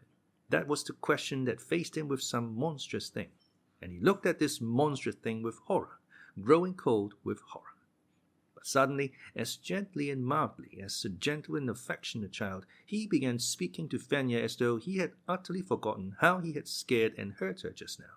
He fell to questioning Fenya with an extreme preciseness, astonishing in his precision, and though the girl looked wildly at his blood-stained hands, she too, with wonderful readiness and rapidity, answered every question as though eager to put the whole truth and nothing but the truth before him. Little by little, even with a sort of enjoyment, she began explaining every detail, not wanting to torment him, but, as it were, eager to be of the utmost service to him. She described the whole of that day, in great detail, the visit of Rakitin and Alyosha, how she, Fenya, had stood on the watch, how the mistress had set off, and how she had called out of the window to Alyosha to give him, Mitya, her greetings, and to tell him to remember forever how she had loved him for an hour. Hearing of the message, Mitya suddenly smiled, and there was a flush of color on his pale cheeks. At the same moment Fenya said to him, not a bit afraid now to be inquisitive, "Look at your hands, Dmitri Fyodorovitch. They're all over blood." "Yes," answered Mitya mechanically. He looked carelessly at his hands and at once forgot them and Fenya's question. He sank into silence again. 20 minutes had passed since he had run in. His first horror was over, but evidently some new fixed determination had taken possession of him. He suddenly stood up, smiling dreamily. "What has happened to you, sir?" said Fenya, pointing to his hands again. She spoke compassionately, as though she felt very near to him now in his grief. Mitya looked at his hands again. "That's blood, Fenya," he said, looking at her with a strange expression. "That's human blood. And my God, why was it shed? But, Fenya, there's a fence here, a high fence, and terrible to look at. But at dawn tomorrow, when the sun rises, Mitya will leap over the fence. You don't understand what fence, Fenya, and never mind. You'll hear tomorrow and understand. And now, goodbye. I won't stand in her way. I'll step aside. I know how to step aside. Live, my joy. You loved me for an hour. Remember Mityenka Karamazov so forever. She always used to call me Mityenka. Do you remember?" And with those words he went suddenly out of the kitchen. Fenya was almost more frightened at this sudden departure than she had been when he ran in and attacked her. Just 10 minutes later, Dmitri went in to Pyotr Ilyich Pirotin, the young official with whom he had pawned his pistols. It was by now 8:30, and Pyotr Ilyich had finished his evening tea, and had just put his coat on again to go to the metropolis to play billiards.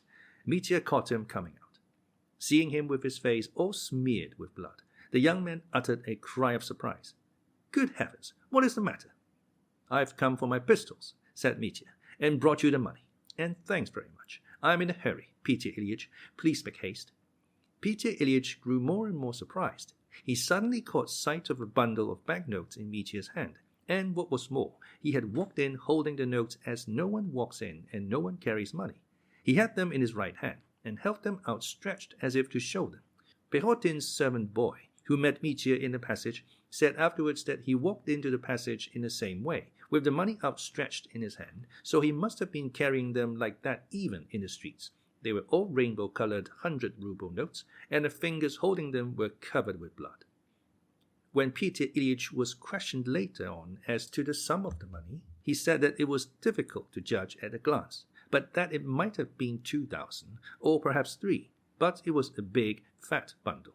Dmitri Fyodorovitch, so he testified afterwards, seemed unlike himself, too, not drunk, but, as it were, exalted, lost to everything, but at the same time, as it were, absorbed, as though pondering and searching for something and unable to come to a decision. He was in great haste, answered abruptly and very strangely, and at moments seemed not at all dejected, but quite cheerful. "But what is the matter with you? What's wrong?" cried Peter Ilyich, looking wildly at his guest.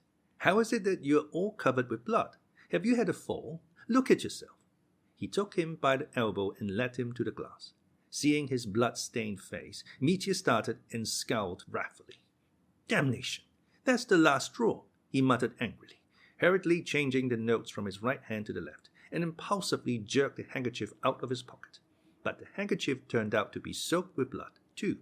There was scarcely a white spot on it, and it had not merely begun to dry, but had stiffened into a crumbled ball and could not be pulled apart. Mitya threw it angrily on the floor. "Oh, damn it," he said. "Haven't you a rag of some sort to wipe my face?" So you're only stained, not wounded. You'd better wash, said Pyotr Ilyitch. Here's a washstand. I'll pour you out some water. A washstand? That's all right. But where am I to put this? With the strangest perplexity, he indicated his bundle of 100-ruble notes, looking inquiringly at Pyotr Ilyitch as though it were for him to decide what he, Mitya, was to do with his own money. In your pocket, or on the table here. They won't be lost. In my pocket? Yes, in my pocket. All right. But I say, that's all nonsense, he cried, as though suddenly coming out of his absorption.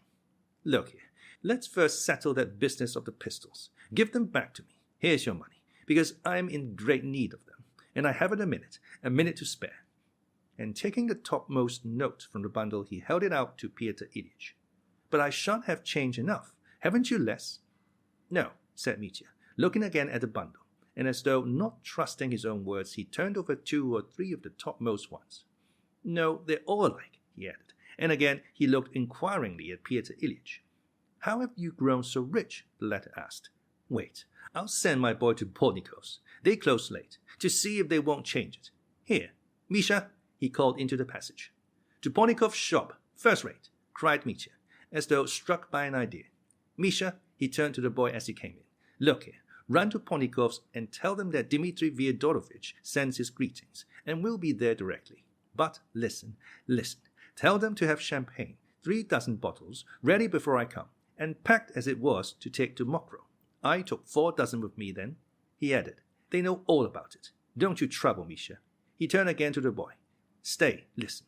Tell them to put in cheese, Strasbourg pies, smoked fish, ham, caviar, and everything. Everything they've got, up to 100 rubles or 120 as before. But wait, don't let them forget dessert, sweets, pears, watermelons, 2 or 3 or 4. No, 1 melon's enough, and chocolate, candy, toffee, fondants. In fact, everything I took to Mokrow before, 300 rubles worth with the champagne. Let it be just the same again. And remember, Misha, if you are called Misha, his name is Misha, isn't it? He turned to Pyotr Ilyitch again. Wait a minute, Pyotr Ilyitch intervened, listening and watching him uneasily. You'd better go yourself and tell them. He'll muddle it. He will, I see he will. Ah, Misha, well, I was going to kiss you for the commission. If you don't make a mistake, there's 10 rubles for you. Run along, make haste. Champagne's the chief thing. Let them bring up champagne, and brandy too, and red and white wine, and all I had then. They know what I had then. But listen, Pyotr Ilyitch interrupted with some impatience. I say, let him simply run and change the money and tell them not to close, and you go and tell them. Give him your note. Be off, Misha.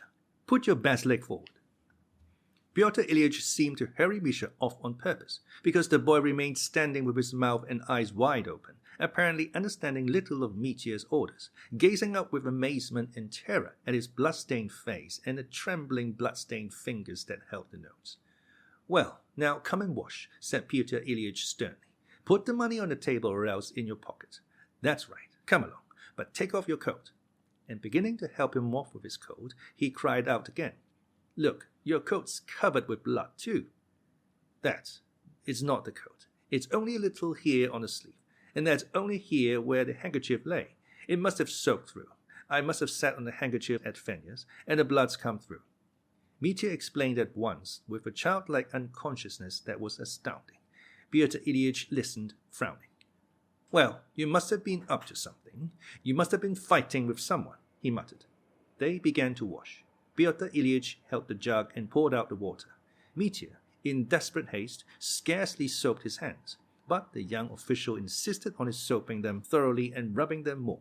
He seemed to exercise more and more sway over Mitya as time went on.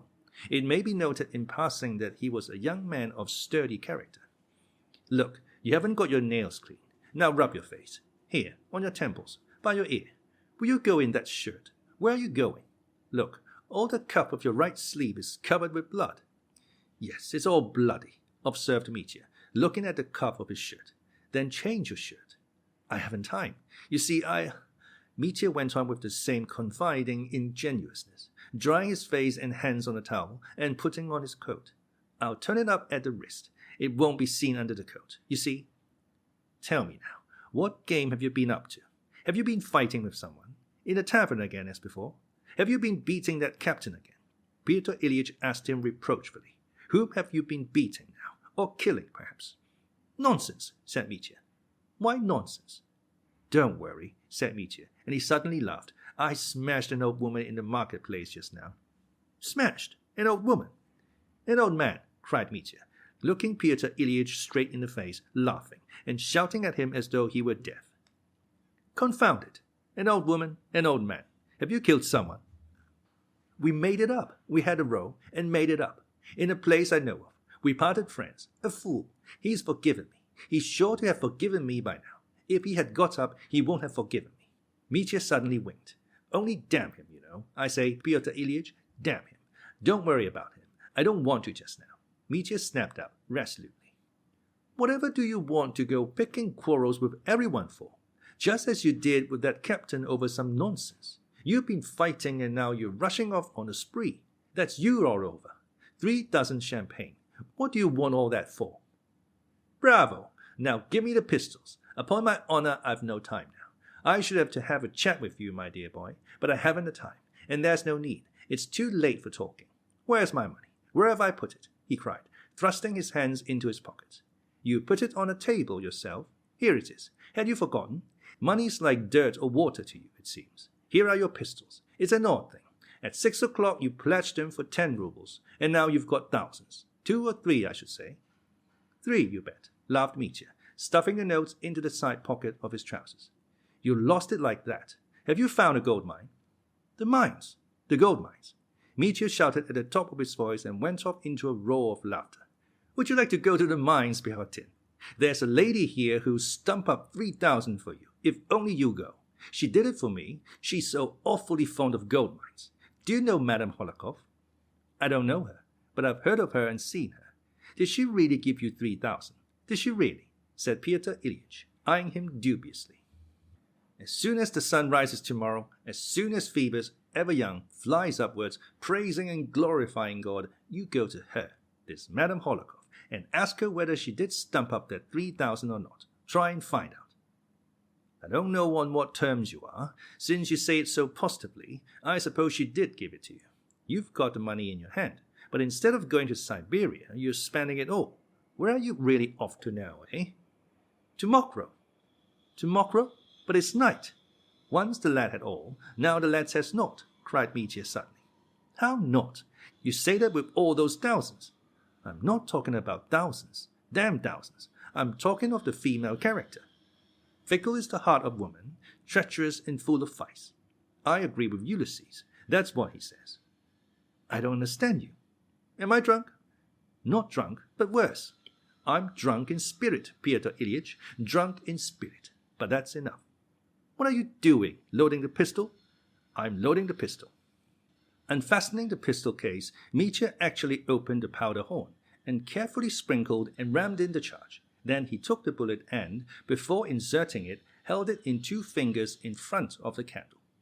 Why are you looking at the bullet? Asked Pyotr Ilyitch, watching him with uneasy curiosity. Oh, a fancy. Why, if you meant to put that bullet in your brain, would you look at it or not? Why look at it? It's going into my brain, so it's interesting to look and see what it's like. But that's foolishness, a moment's foolishness. Now that's done, he added, putting in the bullet and driving it home with the ramrod. Pyotr Ilyitch, my dear fellow, that's nonsense, all nonsense. And if only you knew what nonsense. Give me a little piece of paper now. Here's some paper. No, a clean new piece, writing paper. That's right. And taking a pen from the table, Mitya rapidly wrote 2 lines, folded the paper in 4, and thrust it in his waistcoat pocket. He put the pistols in a case, locked it up, and kept it in his hand. Then he looked at Pyotr Ilyitch with a slow, thoughtful smile. Now, let's go. Where are we going? No, wait a minute. Are you thinking of putting that bullet in your brain, perhaps? Pyotr Ilyitch asked uneasily. I was fooling about the bullet. I want to live. I love life. You may be sure of that. I love golden-haired Phoebus and his warm light. Dear Pyotr Ilyitch, do you know how to step aside? What do you mean by stepping aside? Making way. Making way for a dear creature, and for one I hate. And to let the one I hate become dear, that's what making way means. And to say to them, God bless you, go your way, pass on, while you. That's enough. Let's go. Upon my word, I'll tell someone to prevent your going there, said Pyotr Ilyitch, looking at him. What are you going to Mokrow for now? There's a woman there. A woman. That's enough for you. You shut up. Listen, though you're such a savage, I've always liked you. I feel anxious. Thanks, old fellow. I'm a savage, you say. Savages, savages. That's what I'm always saying. Savages. Why, here's Misha. I was forgetting him. Misha ran in, post-haste, with a handful of notes in change, and reported that everyone was in a bustle at the Pornikovs. They are carrying down the bottles and a fish and a tea. It will all be ready directly. Mitya seized 10 rubles and handed it to Pyotr Ilyich, then tossed another 10-ruble note to Misha. Don't dare to do such a thing, cried Pyotr Ilyich. I won't have it in my house. It's a bad, demoralizing habit. Put your money away. Here, put it here. Why waste it? It would come in handy tomorrow, and I dare say you'll be coming to me to borrow 10 rubles again. Why do you keep putting the notes in your side pocket? Ah, you lose them. I say, my dear fellow, let's go to Mokrow together. What should I go for? I say, let's open a bottle at once and drink to life. I want to drink, and especially to drink with you. I've never drunk with you, have I? Very well, we can go to the metropolis. I was just going there. I haven't time for that. Let's drink at the Pornikovs, in the back room. Shall I ask you a riddle? Ask away. Mitya took the piece of paper out of his waistcoat pocket, unfolded it and showed it. In a large, distinct hand was written, I punish myself for my whole life I punish.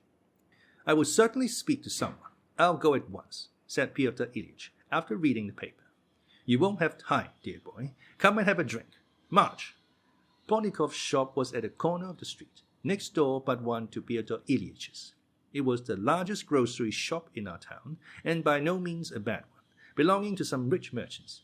They kept everything that could be got in a Petersburg shop, grocery of all sorts, wines bottled by the brothers Ilyasiev, fruits, cigars, tea, coffee, sugar, and so on.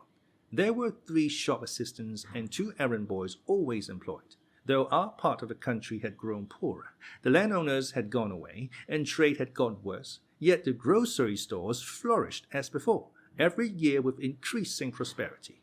There were plenty of purchasers for their goods. They were awaiting Mitya with impatience in the shop. They had vivid recollections of how he had bought, 3 or 4 weeks ago, wine and goods of all sorts to the value of several hundred rubles, paid for in cash. They remembered that then, as now, he had had a bundle of 100-ruble notes in his hand, and had scattered them at random, without bargaining, without reflecting, or caring to reflect what use so much wine and provisions would be to him. The story was told all over the town that, driving off then with Grushenka to Mokrow, he had spent 3,000 in one night and the following day, and had come back from spree without a penny. He had picked up the whole troop of gypsies, who for 2 days got money without stint out of him while he was drunk, and drank expensive wine without stint.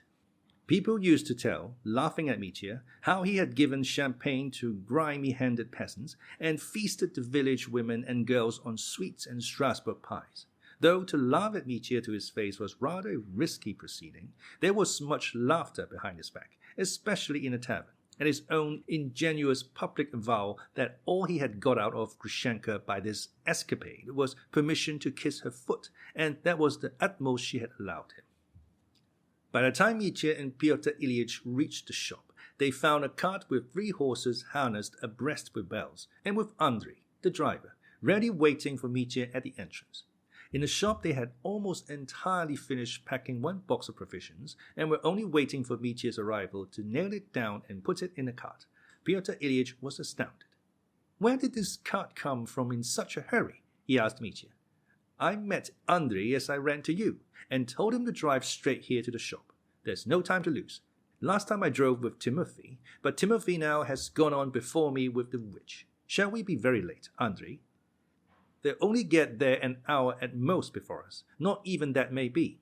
I got Timothy ready to start. I know how he'll go. Their pace won't be ours, Dmitri Fyodorovich. How could it be?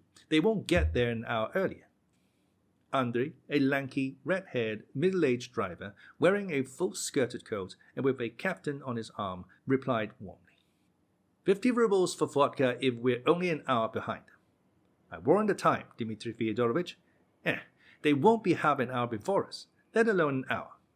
Though Mitya bustled about seeing after things, he gave his orders strangely, as it were disconnectedly and inconsecutively. He began a sentence and forgot the end of it. Pyotr Ilyich found himself obliged to come to the rescue. 400 rubles worth, not less than 400 rubles worth, just as it was then, commanded Mitya. 4 dozen champagne, not a bottle less. What do you want with so much? What's it for? Stay, cried Pyotr Ilyich. What's this box? What's in it? Surely there isn't 400 rubles worth here. The officious shopman began explaining with oily politeness that the first box contained only half a dozen bottles of champagne and only the most indispensable articles, such as savories, sweets, toffee, etc. But the main part of the goods ordered would be packed and sent off, as on the previous occasion, in a special cart also, with 3 horses traveling at full speed, so that it would arrive not more than an hour later than Dmitri Fyodorovich himself. Not more than an hour. Not more than an hour. And put in more toffee and fondants. The girls there are so fond of it, Mitya insisted hotly. The fondants are all right, but what do you want with 4 dozen of champagne? 1 would be enough, said Pyotr Ilyich, almost angry. He began bargaining, asking for a bill of the goods, and refused to be satisfied. But he only succeeded in saving 100 rubles. In the end, it was agreed that only 300 rubles worth should be sent. Well, you may go to the devil, cried Pyotr Ilyich, on second thoughts. What's it to do with me? Throw away your money, since it's cost you nothing. This way, my economist, this way, don't be angry. Mitya drew him into a room at the back of the shop. They'll give us a bottle here directly. They'll taste it. Ah, Pyotr Ilyich, come along with me, for you're a nice fellow, the sort I like. Mitya sat down on a wicker chair before a little table covered with a dirty dinner napkin. Pyotr Ilyich sat down opposite, and a champagne soon appeared, and oysters were suggested to the gentleman. First-class oysters, the last lot in. Hang the oysters, I don't eat them, and we don't need anything, cried Pyotr Ilyich, almost angrily. There's no time for oysters, said Mitya, and I'm not hungry. Do you know, friend, he said suddenly, with feeling, I never have liked all this disorder. Who does like it? 3 dozen of champagne for peasants, upon my word, that's enough to make anyone angry. That's not what I mean. I'm talking of a higher order. There's no order in me, no higher order. But that's all over. There's no need to grieve about it. It's too late. Damn it, my whole life has been disorder, and one must set it in order. Is that a pun, eh? You're raving, not making puns. Glory be to God in heaven, glory be to God in me. That verse came from my heart once. It's not a verse, but a tear. I made it myself. Not while I was pulling the captain's beard, though. Why do you bring him in all of a sudden? Why do I bring him in? Foolery. All things come to an end. All things are made equal. That's the long and short of it. You know, I keep thinking of your pistols. That's all foolery, too. Drink, and don't be fanciful. I love life. I've loved life too much, shamefully much. Enough. Let's drink to life, dear boy. I propose the toast. Why am I pleased with myself? I am a scoundrel, but I am satisfied with myself, and yet I am tortured by the thought that I am a scoundrel, but satisfied with myself. I bless the creation. I am ready to bless God and His creation directly, but I must kill one noxious insect for fear it should crawl and spoil life for others. Let us drink to life, dear brother. What can be more precious than life? Nothing. To life, and to one queen of queens. Let's drink to life and to your queen, too, if you like. They drank a glass each. Although Mitya was excited and expansive, yet he was melancholy too. It was as though some heavy, overwhelming anxiety were weighing upon him. Misha, here's your Misha come. Misha, come here, my boy. Drink this glass to Phoebus, the golden head of tomorrow morn. What are you giving it him for? Cried Pyotr Ilyich, irritably. Yes, let me. I want to. Misha emptied the glass, bowed, and ran out. He remembered afterwards. Mitya remarked, Woman, I love woman. What is woman? The queen of creation. My heart is sad. My heart is sad, Pyotr Ilyich. Do you remember Hamlet? I'm very sorry, good Horatio. Alas, poor Yorick. Perhaps that's me, Yorick. Yes, I'm Yorick now, and a skull afterwards. Pyotr Ilyich listened in silence. Mitya, too, was silent for a while. What dog's that you've got here? He asked the shopman, casually, noticing a pretty little lapdog with dark eyes sitting in the corner. It belongs to Varvara Alexievna, the mistress, answered the clerk. She brought it and forgot it here. It must be taken back to her. I saw one like it in a regiment, murmured Mitya dreamily, only that one had its hind leg broken. By the way, Pyotr Ilyitch, I wanted to ask you, have you ever stolen anything in your life? What a question. Oh, I didn't mean anything. From somebody's pocket, you know. I don't mean government money. Everyone steals that. And no doubt you do, too. You go to the devil. I'm talking of other people's money. Stealing straight out of a pocket. Out of a purse, eh? I stole 20 kopecks from my mother when I was 9 years old. I took it off the table on the sly and held it tight in my hand. Well, and what happened? Oh, nothing. I kept it 3 days, then I felt ashamed, confessed, and gave it back. And what then? Naturally, I was whipped. But why do you ask? Have you stolen anything? I have, said Mitya, winking slyly. What have you stolen? Inquired Pyotr Ilyitch curiously. I stole 20 kopecks from my mother when I was 9 years old, and gave it back 3 days after. As he said this, Mitya suddenly got up. Dmitri Fyodorovich, won't you come now? Called Andrei from the door of the shop. Are you ready? We'll come. Mitya started. A few more last words, and Andrei, a glass of vodka at starting. Give him some brandy as well. That box, put under my seat. Goodbye, Pyotr Ilyitch. Don't remember evil against me. But you're coming back tomorrow. Of course. Will you settle the little bill now? Cried the clerk, springing forward. Oh, yes, the bill, of course. He pulled a bundle of notes out of his pocket again, picked out 300 roubles, threw them on a counter, and ran hurriedly out of the shop. Everyone followed him out, bowing and wishing him good luck. Andrei, coughing from the brandy he had just swallowed, jumped up on the box. But Mitya was only just taking his seat when suddenly, to his surprise, he saw Fenya before him. She ran up panting, clasped her hands before him with a cry, and plumped down at his feet. Dmitri Fyodorovich, dear good Dmitri Fyodorovich, don't harm my mistress. And it was I told you all about it. And don't murder him. He came first. He's hers. He'll marry Agrafena Alexandrovna now. That's why he's come back from Siberia. Dmitri Fyodorovich, dear, don't take a fellow creature's life. That's it, is it? So you're off there to make trouble, muttered Pyotr Ilyitch. Now it's all clear as daylight. Dmitri Fyodorovich, give me your pistols at once if you mean to behave like a man, he shouted aloud to Mitya. Do you hear, Dmitri? The pistols? Wait a bit, brother. I'll throw them into the pool on the road, answered Mitya. Fenya, get up. Don't kneel to me. Mitya won't hurt anyone. The silly fool won't hurt anyone again. But I say, Fenya, he shouted, after having taken his seat, I hurt you just now, so forgive me and have pity on me. Forgive a scoundrel. But it doesn't matter if you don't. It's all the same now. Now then, Andrei, look alive, fly along full speed. Andrei whipped up the horses, and the bells began ringing. Goodbye, Pyotr Ilyitch. My last tear is for you. He's not drunk, but he keeps babbling like a lunatic, Pyotr Ilyitch thought as he watched him go.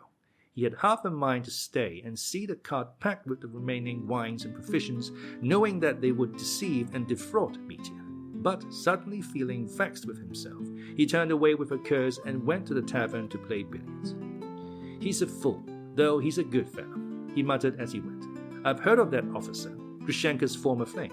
Well, if he has turned up, those pistols, damn it all. I'm not his nurse. Let them do what they like. Besides, it will all come to nothing. They're set of brawlers, that's all. They'll drink and fight and make friends again. They are not men who do anything real. What does he mean by, I'm stepping aside, I'm punishing myself? It will come to nothing. He's shouted such phrases 1,000 times. Drunk, in the taverns. But now he's not drunk. Drunk in spirit. They're fond of fine phrases, the villains. Am I his nurse? He must have been fighting. His face was all over blood. With who? I shall find out at the metropolis. And his handkerchief was soaked in blood. It's still lying on the floor. Hang it. He reached the tavern in a bad humor and at once made up a game. The game cheered him. He played a second game and suddenly began telling one of his partners that Dmitri Karamazov had come in for some cash again, something like 3,000 roubles, and had gone to Mokrow again to spend it with Grushenka. This news roused singular interest in his listeners. They all spoke of it, not laughing, but with a strange gravity. They left off playing. 3,000? But where can he have got 3,000? Questions were asked. The story of Madame Hohlakov's present was received with skepticism. Hasn't he robbed his old father? That's the question. 3,000. There's something odd about it. He boasted aloud that he would kill his father. We all heard him here, and it was 3,000 he talked about. Pyotr Ilyich listened. All at once he became short and dry in his answers. He said not a word about the blood on Mitya's face and hands, though he had meant to speak of it at first. They began a third game, and by degrees the talk about Mitya died away. But by the end of the third game, Pyotr Ilyich felt no more desire for billiards. He laid down a cue, and without having supper as he had intended, he walked out of the tavern. When he reached the marketplace, he stood still in perplexity, wondering at himself. He realized that what he wanted was to go to Fyodor Pavlovich's and find out if anything had happened there. On account of some stupid nonsense, as it's sure to turn out. Am I going to wake up the household and make a scandal? Phoo! Damn it! Is it my business to look after them? In a very bad humor, he went straight home, and suddenly remembered Fenya. Damn it all! I ought to have questioned her just now. He thought with vexation. I should have heard everything, and a desire to speak to her, and so find out, became so pressing and importunate that when he was halfway home, he turned abruptly and went towards the house where Grushenka lodged. Going up to the gate, he knocked.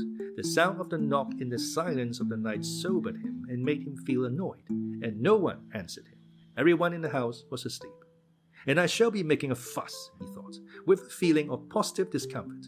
But instead of going away altogether, he fell to knocking again with all his might, filling the street with clamor. Not coming. Well, I'll knock them up. I will, he muttered at each knock, fuming at himself. But at the same time he redoubled his knocks on a gate.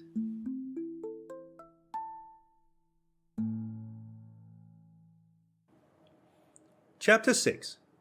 I am coming too. But Dmitri Fyodorovich was speeding along the road. It was a little more than 20 versts to Mokrow, but Andrei's 3 horses galloped at such a pace that the distance might be covered in an hour and a quarter. The swift motion revived Mitya. The air was fresh and cool. There were big stars shining in the sky. It was the very night, and perhaps the very hour, in which Alyosha fell on the earth and rapturously swore to love it forever and ever. All was confusion, confusion, in Mitya's soul. But although many things were goading his heart, at that moment his whole being was yearning for her, his queen, to whom he was flying to look on her for the last time. One thing I can say for certain. His heart did not waver for one instant. I shall perhaps not be believed when I say that this jealous lover felt not the slightest jealousy of this new rival who seemed to have sprung out of the earth. If any other had appeared on the scene, he would have been jealous at once, and would perhaps have stained his fierce hands with blood again. But as he flew through the night, he felt no envy, no hostility even, for the man who had been her first lover. It is true, he had not yet seen him. Here there was no room for dispute. It was her right and his.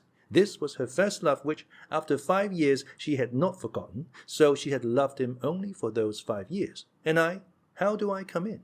What right have I? Step aside, Mitya, and make way. What am I now?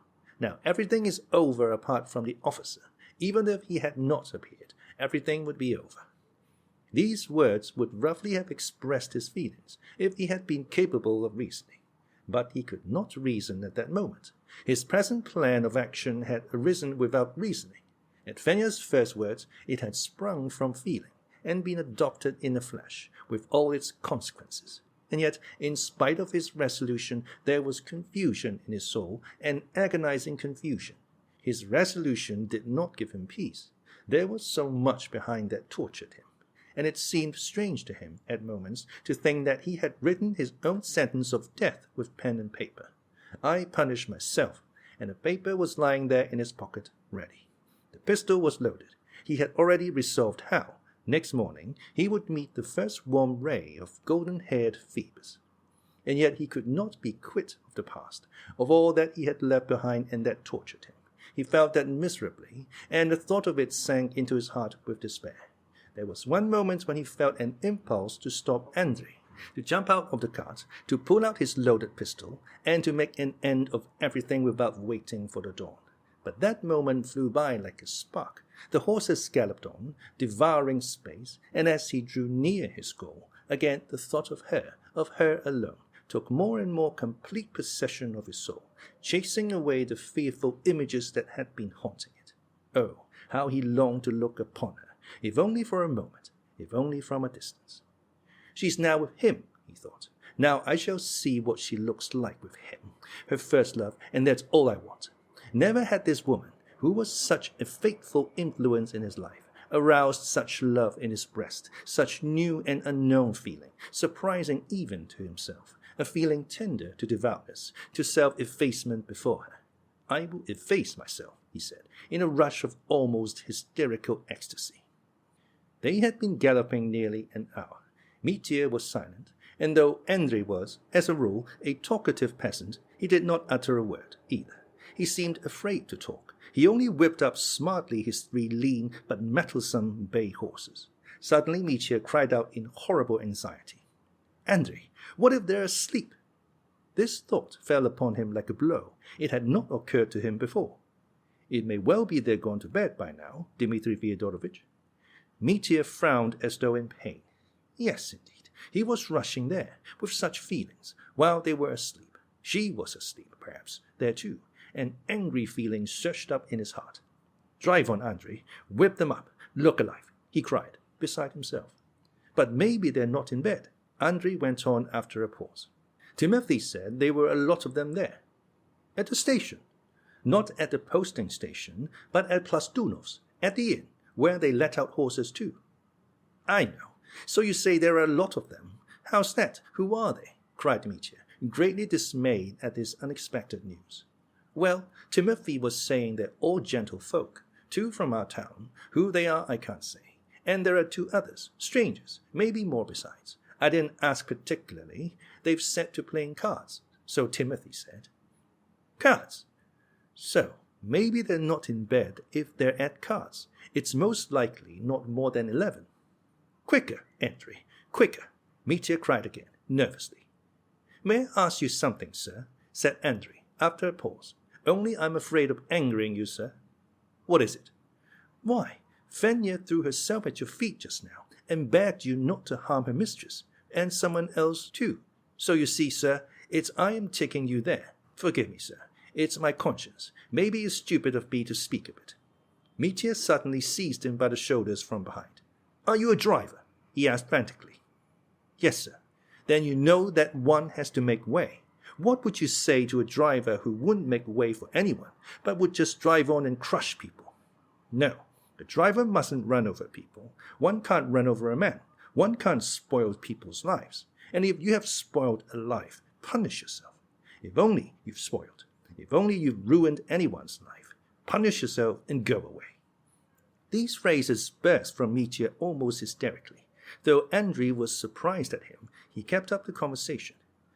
"That's right, Dmitri Fyodorovitch, you're quite right. One mustn't crush or torment a man, or any kind of creature, for every creature is created by God. Take a horse, for instance. For some folks, even among us drivers, drive anyhow. Nothing will restrain them. They just force it along." "To hell," Mitya interrupted, and went off into his abrupt, short laugh. Andrei, simple soul. He seized him by the shoulders again. "Tell me, will Dmitri Fyodorovitch Karamazov go to hell or not? What do you think?" "I don't know, darling. It depends on you, for you see, sir, when the Son of God was nailed on the cross and died, he went straight down to hell from the cross and set free all sinners that were in agony. And the devil groaned, because he thought that he would get no more sinners in hell. And God said to him then, 'Don't groan, for you shall have all the mighty of the earth, the rulers, the chief judges, and the rich men, and shall be filled up as you have been in all the ages till I come again.' Those were his very words." "A peasant legend. Capital. Whip up the left, Andrei." "So you see, sir, who it is hell's for," said Andrei, whipping up the left horse. "But you're like a little child. That's how we look on you. And though you're hasty-tempered, sir, yet God will forgive you for your kind heart." "And you, do you forgive me, Andrei?" "What should I forgive you for, sir? You've never done me any harm." "No, for everyone, for everyone. You're here alone on the road. Will you forgive me for everyone? Speak, simple peasant heart." "Oh, sir, I feel afraid of driving you. Your talk is so strange." But Mitya did not hear. He was frantically praying and muttering to himself, "Lord, receive me with all my lawlessness, and do not condemn me. Let me pass by thy judgment. Do not condemn me, for I have condemned myself. Do not condemn me, for I love thee, O Lord. I am a wretch, but I love thee. If thou sentence me to hell, I shall love thee there, and from there I shall cry out that I love thee forever and ever. But let me love to the end, here and now for just 5 hours, till the first light of thy day. For I love the queen of my soul. I love her, and I cannot help loving her. Thou seest my whole heart. I shall gallop up, I shall fall before her and say, you're right to pass on and leave me. Farewell, and forget your victim. Never fret yourself about me. Mokro, cried Andrei, pointing ahead with his whip. Through the pale darkness of the night loomed a solid black mass of buildings, flung down, as it were, in the vast plain. The village of Mokro numbered 2,000 inhabitants, but at that hour all were asleep, and only here and there a few lights still twinkled. Drive on, Andrei, I come, Mitya exclaimed, feverishly. They're not asleep, said Andrei again, pointing with his whip to the Plastunov's inn, which was at the entrance of the village. The 6 windows looking on the street were all brightly lighted up. They're not asleep, Mitya repeated joyously. Quicker, Andrei, gallop, drive up with a dash, set the bells ringing, let all know that I have come. I'm coming too. Andrei lashed his exhausted team into a gallop, drove with a dash, and pulled up his steaming, panting horses at a high flight of steps. Mitya jumped out of the cart just as the innkeeper, on his way to bed, peeped out from the steps, curious to see who had arrived. Trifon Borisovich, is that you? The innkeeper bent down, looked intently, ran down the steps, and rushed up to the guest with obsequious delight. Dmitri Fyodorovich, your honor, do I see you again? Trifon Borisovich was a thick-set, healthy peasant, of middle height, with a rather fat face. His expression was severe and uncompromising, especially with the peasants of Mokro, but he had the power of assuming the most obsequious countenance, when he had an inkling that it was to his interest. He dressed in Russian style, with a shirt buttoning down on one side and a full-skirted coat. He had saved a good sum of money, but was forever dreaming of improving his position. More than half the peasants were in his clutches. Everyone in the neighborhood was in debt to him. From the neighboring landowners, he bought and rented lands which were worked by the peasants, in payment of debts which they could never shake off. He was a widower, with 4 grown-up daughters. One of them was already a widow and lived in the inn with her 2 children, his grandchildren, and worked for him like a charwoman. Another of his daughters was married to a petty official, and in one of the rooms of the inn, on the wall could be seen, among the family photographs, a miniature photograph of this official in uniform and official epaulettes. The 2 younger daughters used to wear fashionable blue or green dresses, fitting tight at the back and with trains a yard long, on church holidays or when they went to pay visits. But next morning they would get up at dawn, as usual, sweep out the rooms with a birch broom, empty the slops, and clean up after lodgers. In spite of the thousands of roubles he had saved, Trifon Borisovich was very fond of emptying the pockets of a drunken guest, and remembering that not a month ago he had, in 24 hours, made 2 if not 300 roubles out of Dmitri when he had come on his escapade with Grushenka. He met him now with eager welcome, scenting his prey the moment Mitya drove up to the steps. Dmitri Fyodorovich, dear sir, we see you once more. Stay, Trifon Borisovich, began Mitya. First and foremost, where's she? Agrafena Alexandrovna? The innkeeper understood at once, looking sharply into Mitya's face. She's here, too. With whom? With whom? Some strangers. One is an official gentleman, a Pole, to judge from his speech. He sent the horses for her from here, and there's another with him, a friend of his, or a fellow traveler. There's no telling. They're dressed like civilians. Well, are they feasting? Have they money? Poor sort of a feast. Nothing to boast of, Dmitri Fyodorovich. Nothing to boast of? And who are the others? They're 2 gentlemen from the town. They've come back from Cherny and are putting up here. One's quite a young gentleman, a relative of Mr. Yusuf, he must be, but I've forgotten his name. And I expect you know the other 2, a gentleman called Maximov. He's been on a pilgrimage, so he says, to the monastery in the town. He's traveling with this young relation of Mr. Yusuf. Is that all?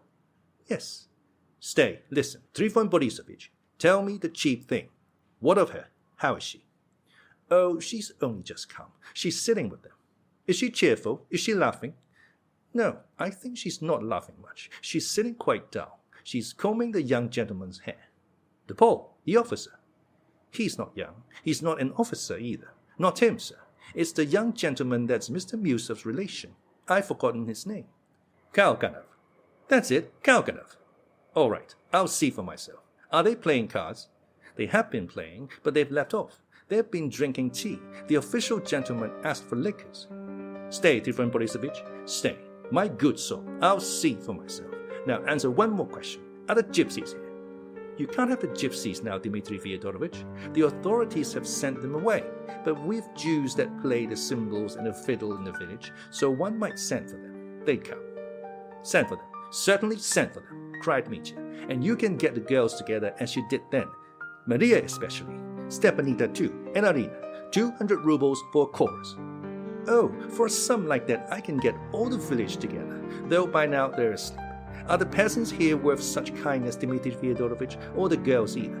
To spend a sum like that on such coarseness and rudeness? What's the good of giving a peasant a cigar to smoke, the stinking ruffian? And the girls are all lousy. Besides, I'll get my daughters up for nothing, let alone a sum like that. They've only just gone to bed. I'll give them a kick and send them singing for you. You gave the peasants champagne to drink the other day. Yuck! For all his pretended compassion for Mitya, Trifon Borisovich had hidden half a dozen bottles of champagne on that last occasion and had picked up a 100-ruble note under the table, and it had remained in his clutches. Trifon Borisovich, I sent more than 1,000 flying last time I was here. Do you remember? You did send it flying, I may well remember. You must have left 3,000 behind you. Well, I've come to do the same again. Do you see? And he pulled out his roll of notes and held them up before the innkeeper's nose. Now, listen and remember. In an hour's time the wine will arrive, savories, pies, and sweets. Bring them all up at once. That box Andrei has got is to be brought up at once too. Open it, and hand champagne immediately. And the girls. We must have the girls, Maria especially. He turned to the cart and pulled out a box of pistols. Here, Andrei, let's settle. Here's 15 roubles for the drive, and 50 for vodka. For your readiness, for your love. Remember Karamazov. I'm afraid, sir, faltered Andrei. You give me 5 roubles extra, but more I won't take. Trifon Borisovich, bear witness, forgive my foolish words. What are you afraid of? Asked Mitya, scanning him. Well, go to the devil if that's it, he cried, flinging him 5 roubles. Now, Trifon Borisovich, take me up quietly and let me first get a look at them so that they don't see me. Where are they? In the blue room? Trifon Borisovich looked apprehensively at Mitya, but at once obediently did his bidding. Leading him into the passage, he went himself into the first large room, adjoining that in which the visitors were sitting, and took the light away. Then he stealthily led Mitya in, and put him in a corner in the dark, whence he could freely watch the company without being seen. But Mitya did not look long, and indeed he could not see them. He saw her. His heart throbbed violently, and all was dark before his eyes. She was sitting sideways to the table in a low chair, and beside her on a sofa was the pretty youth Kalganov. She was holding his hand and seemed to be laughing, while he, seeming vexed and not looking at her, was saying something in a loud voice to Maximov, who sat the other side of the table, facing Grushenka. Maximov was laughing violently at something. On a sofa sat he, and on a chair by the sofa there was another stranger. The one on the sofa was lolling backwards, smoking a pipe, and Mitya had an impression of a stoutish, broad-faced, short little man who was apparently angry about something. His friend, the other stranger, struck Mitya as extraordinarily tall, but he could make out nothing more. He caught his breath. He could not bear it for a minute. He put the pistol case on a chest, and with a throbbing heart he walked, feeling cold all over, straight into the blue room and faced the company. "Hi!" shrieked Grushenka, the first to notice him.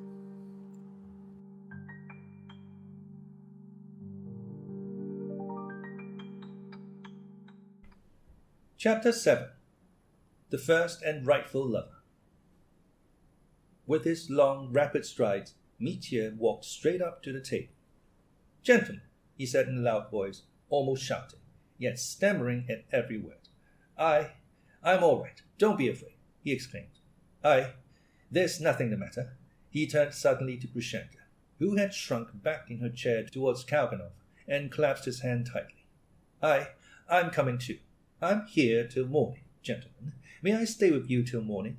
Only till morning, for the last time, in this same room." So he finished, turning to the fat little man with the pipe sitting on the sofa. The latter removed his pipe from his lips with dignity and observed severely, "Pani, we're here in private. There are other rooms." "Why, it's you, Dmitri Fyodorovich. What do you mean?" answered Kalganov suddenly. "Sit down with us. How are you?" "Delighted to see you, dear, and precious fellow. I always thought a lot of you," Mitya responded, joyfully and eagerly, at once holding out his hand across the table. "Hi, how tight you squeeze. You've quite broken my fingers," laughed Kalganov.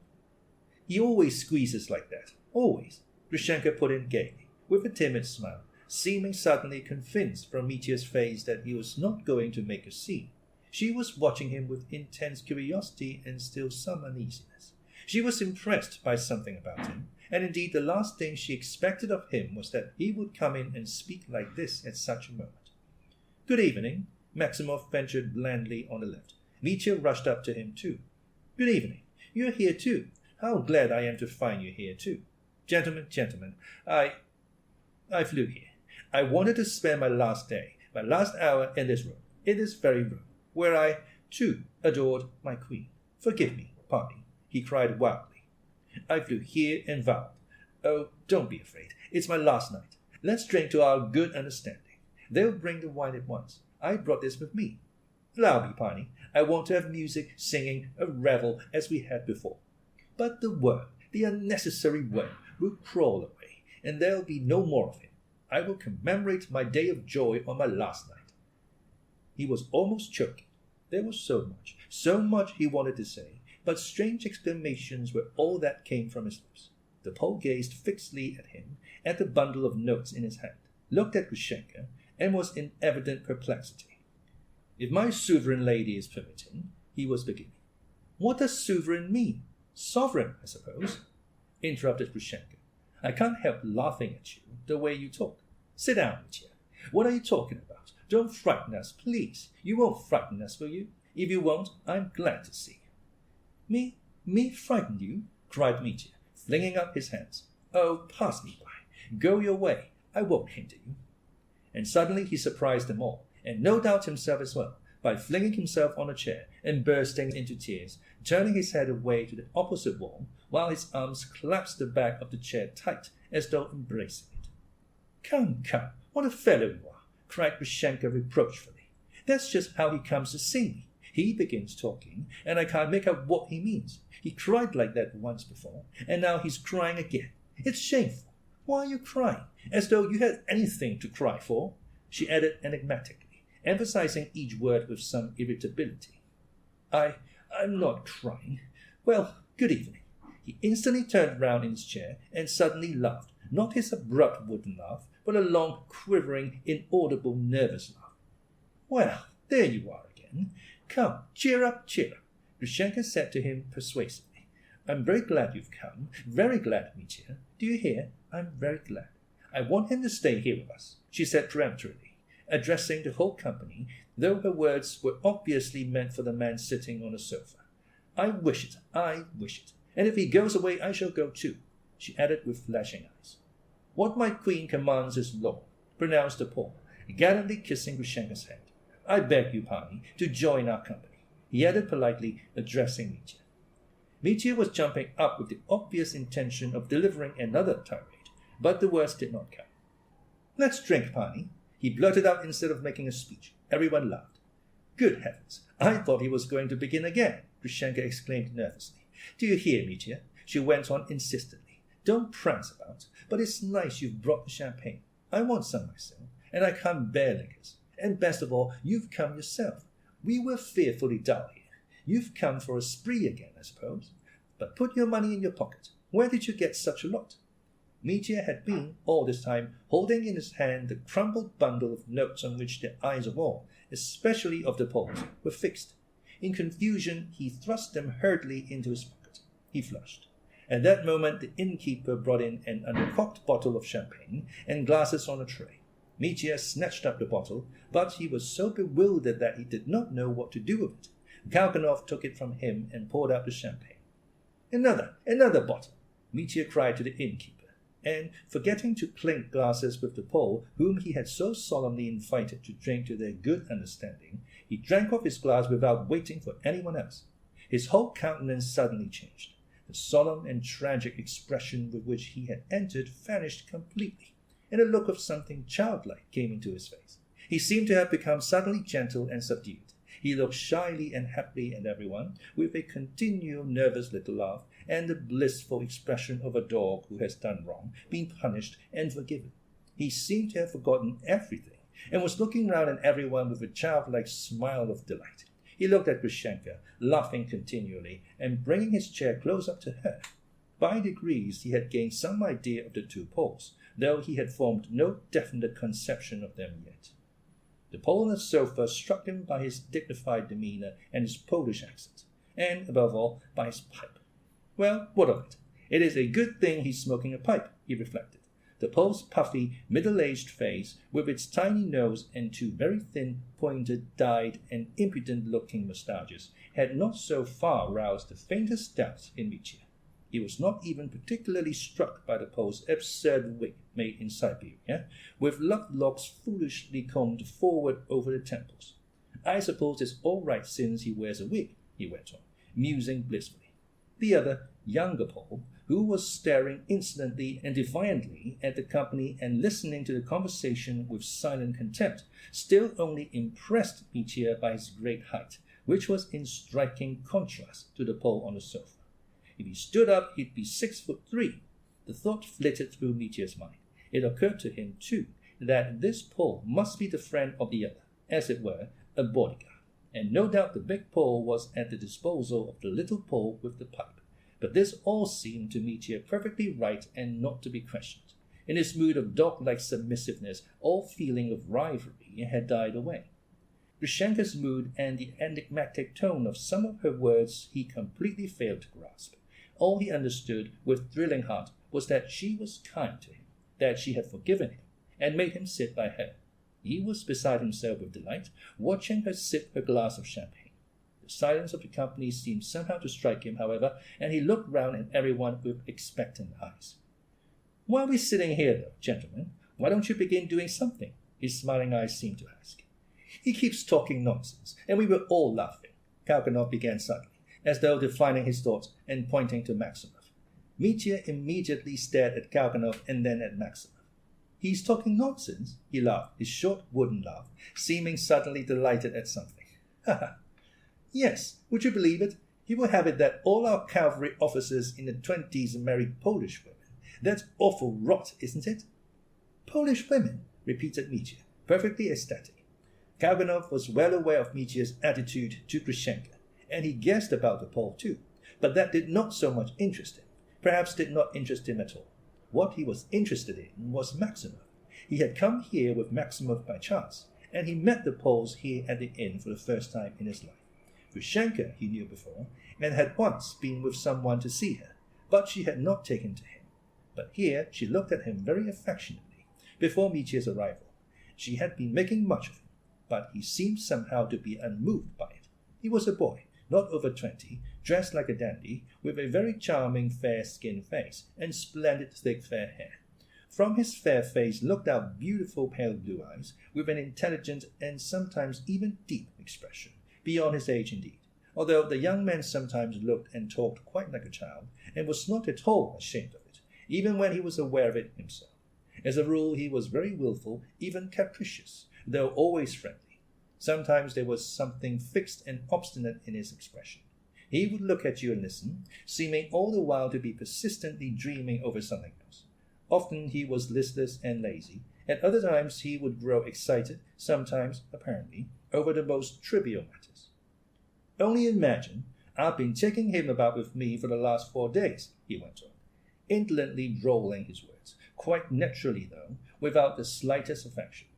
"Ever since your brother, do you remember, shoved him off the carriage and sent him flying. That made me take an interest in him at the time, and I took him into the country. But he keeps talking such rot, I'm ashamed to be with him. I'm taking him back." "The gentleman has not seen Polish ladies, and says what is impossible," the Pole with the pipe observed to Maximov. He spoke Russian fairly well, much better, anyway, than he pretended. If he used Russian words, he always distorted them into a Polish form.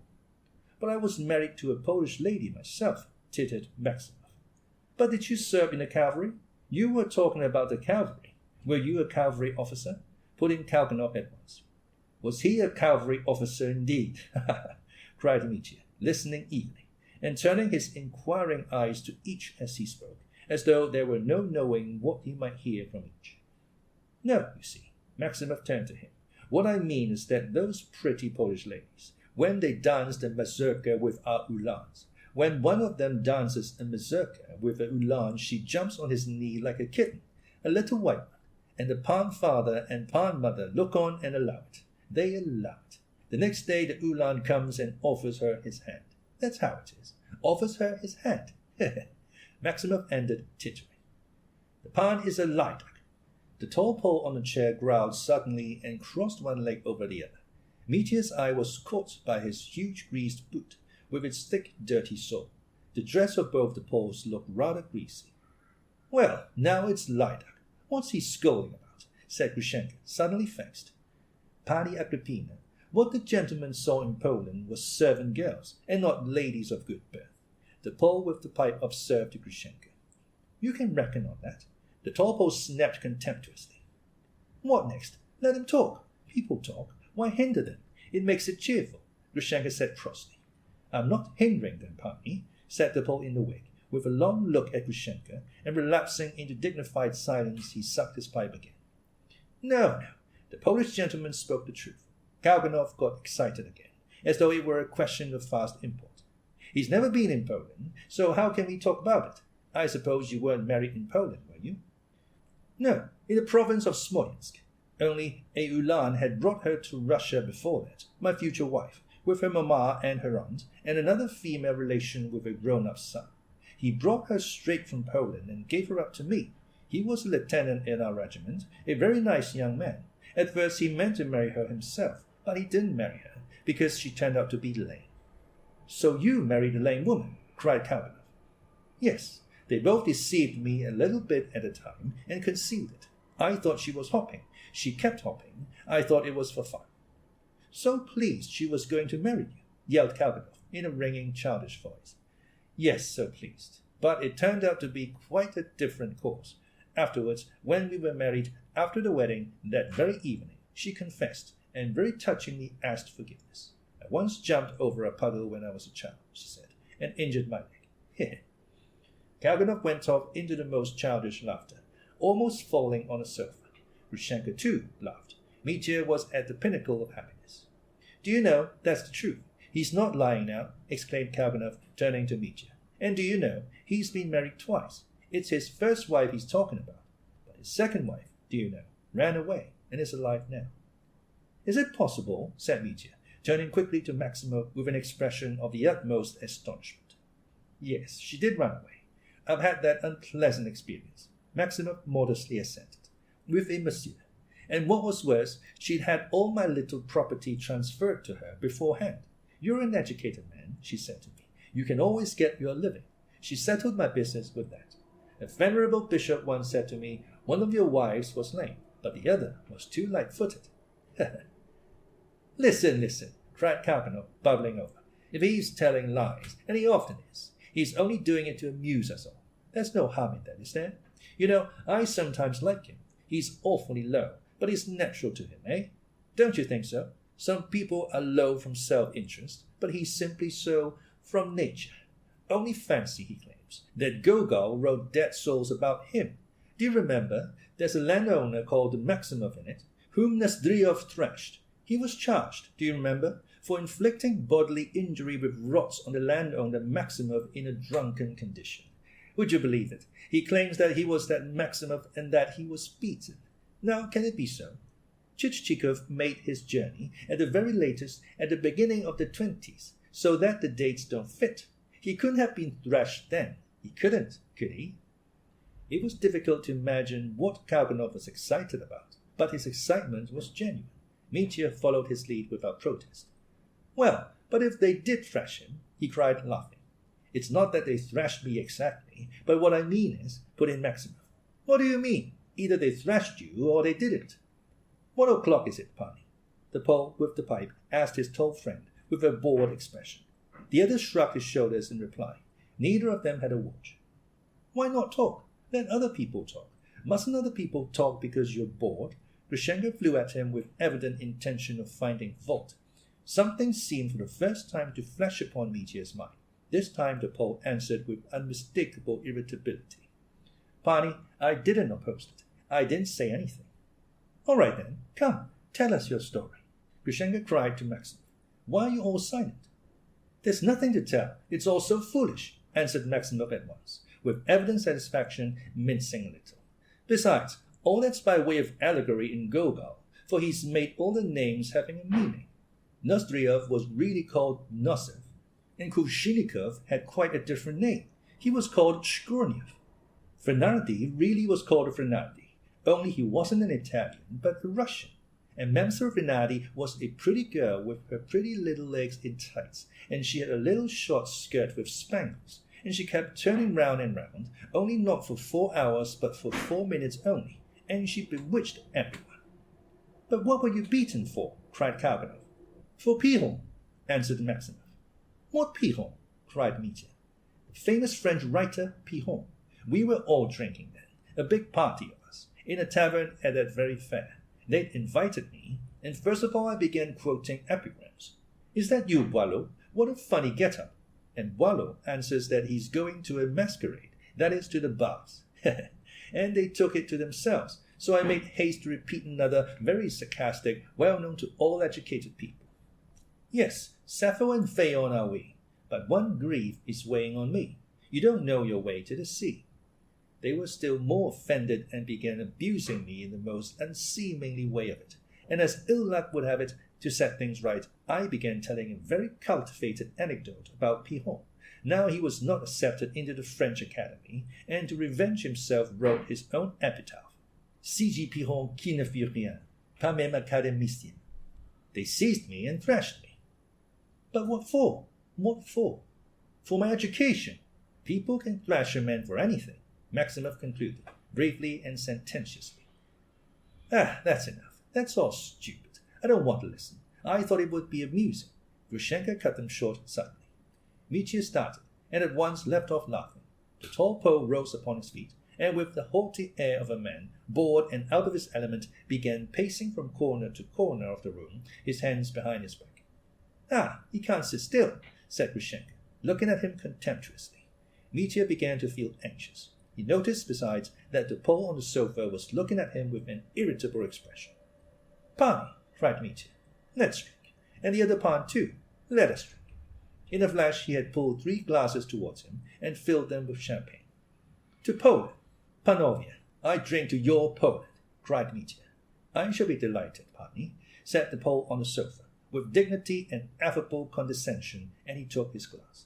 And the other Pan, what's his name? Drink, most illustrious. Take your glass, Mitya urged. Pan Wróblewski, putting the Pole on the sofa.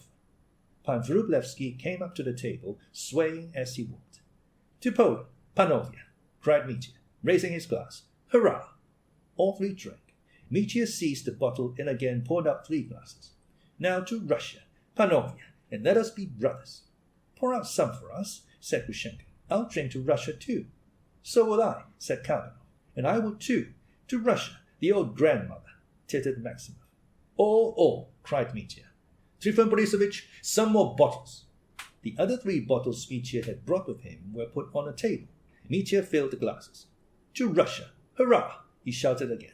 All drank the toast except the Poles, and Grushenka tossed off her whole glass at once. The Poles did not touch theirs. How's this, Panovia? Cried Mitya. Won't you drink it? Pan Wróblewski took the glass, raised it, and said with a resonant voice, To Russia as she was before 1772.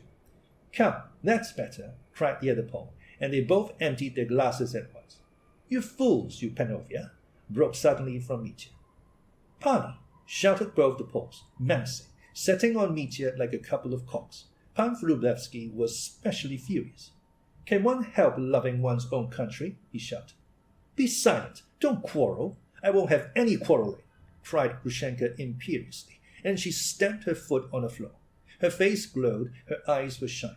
The effects of the glass she had just drunk were apparent. Mitya was terribly alarmed.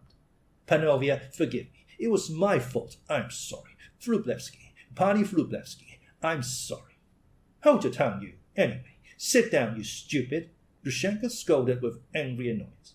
Everyone sat down. All were silent, looking at one another. Gentlemen, I was the cause of it all. Mitya began again, unable to make anything of Grushenka's words. Come, why are we sitting here? What shall we do to amuse ourselves again? It's certainly anything but amusing, Kalganov mumbled lazily. Let's play faro again, as we did just now. Maximov tittered suddenly. Faro? Splendid, cried Mitya. If only the Panovian. It's like Panovian, the Pole on the sofa responded, as it were unwillingly.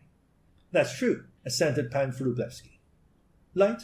What do you mean by light? Asked Grushenka. Late, Pani. A late hour, I mean, the Pole on the sofa explained. It's always late with them. They can never do anything. Grushenka almost shrieked in her anger. They're dull themselves, so they want others to be dull. Before you came, Mitya, they were just as silent and kept turning up their noses at me. My goddess, cried the Pole on the sofa. I see you're not well disposed to me. That's why I'm gloomy. I'm ready, Pani, added he, addressing Mitya. Begin, Pani, Mitya assented, pulling his notes out of his pocket and laying 200-ruble notes on the table. I want to lose a lot to you. Take your cards. Make the bank. We'll have cards from the landlord, Pani, said the little Pole, gravely and emphatically. That's much the best way, chimed in Pan Vrublevsky. From a landlord? Very good. I understand. Let's get them from him. Cards! Mitya shouted to the landlord. The landlord brought in a new unopened pack and informed Mitya that the girls were getting ready, and that the Jews with the symbols would most likely be here soon. But the cart with the provisions had not yet arrived. Mitya jumped up from the table and ran into the next room to give orders, but only 3 girls had arrived, and Maria was not there yet, and he did not know himself what orders to give and why he had run out. He only told them to take out of the box the presents for the girls, the sweets, the toffee, and the fondants. And vodka for Andrea, vodka for Andrea, he cried in haste. I was rude to Andrea. Suddenly Maximov, who had followed him out, touched him on the shoulder. Give me 5 rubles, he whispered to Mitya. I'll stick something at faro too. He. Capital. Splendid. Take 10. Here. Again he took all the notes out of his pocket and picked out one for 10 rubles. And if you lose that, come again, come again. Very good, Maximov whispered joyfully, and he ran back again. Mitya, too, returned, apologizing for having kept them waiting. The Poles had already sat down and opened the pack. They looked much more amiable, almost cordial.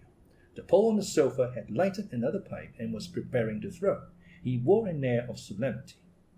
To your places, gentlemen, cried Pan Vrublevsky. No, I'm not going to play any more, observed Kalganov.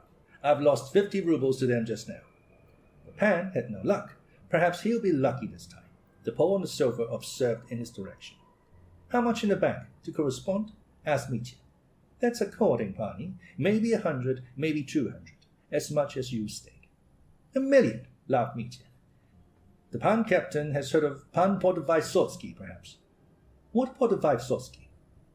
In Warsaw there was a bank, and anyone comes and stakes against it. Podvysotsky comes, sees 1,000 gold pieces, stakes against the bank.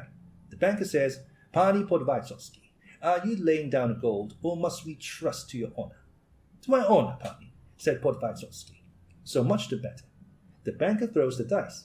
Podvysotsky wins. Take it, Pani, says the banker. And pulling out the drawer, he gives him 1 million. Take it, Pani. This is your game. There was 1 million in the bank. I didn't know that, says Podvysotsky. Pani Podvysotsky, said the banker. You pledged your honor, and we pledged ours. Podvysotsky took the 1 million. That's not true, said Kalganov. Pani Kalganov, in gentlemanly society one doesn't say such things. As if a Polish gambler would give away 1 million, cried Mitya, but checked himself at once. Forgive me, Pani, it's my fault again. He would give away 1 million, for honor, for Polish honor. You see how I talk Polish. Here, I stake 10 rubles, the knave leads. And I put 1 ruble on the Queen of Hearts, the pretty little Panianochka, laughed Maximov, pulling out his queen, and, as though trying to conceal it from everyone, he moved right up and crossed himself hurriedly under the table. Mitya won, the ruble won too. A corner, cried Mitya.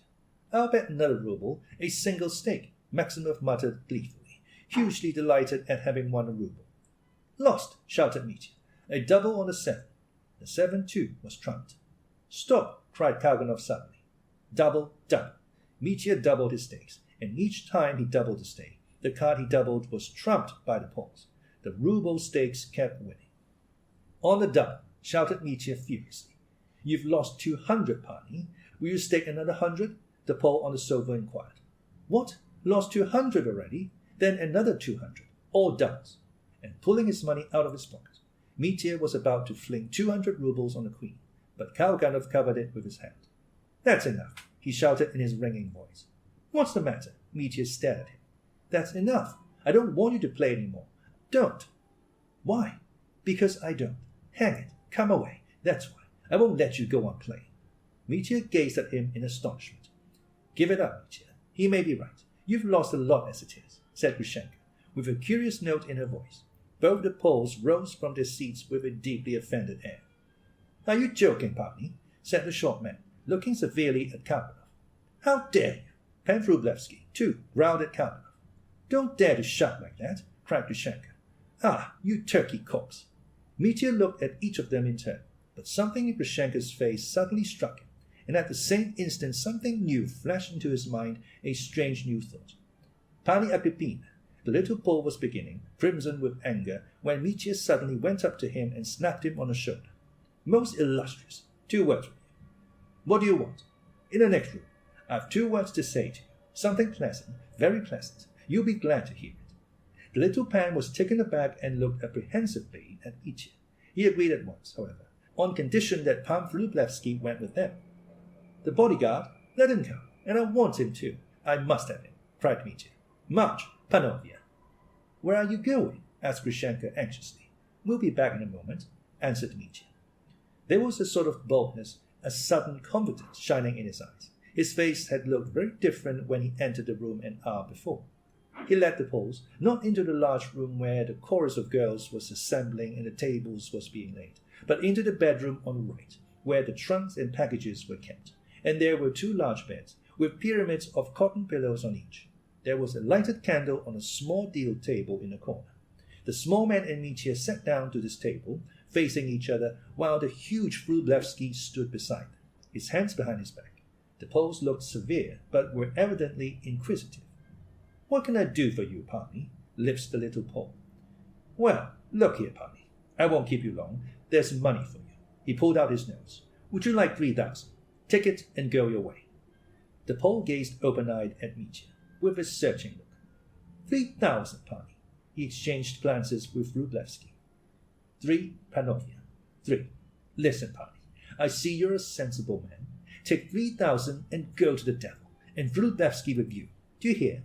But at once, this very minute, and forever. You understand that, Pani? Forever. Here's the door. You go out of it.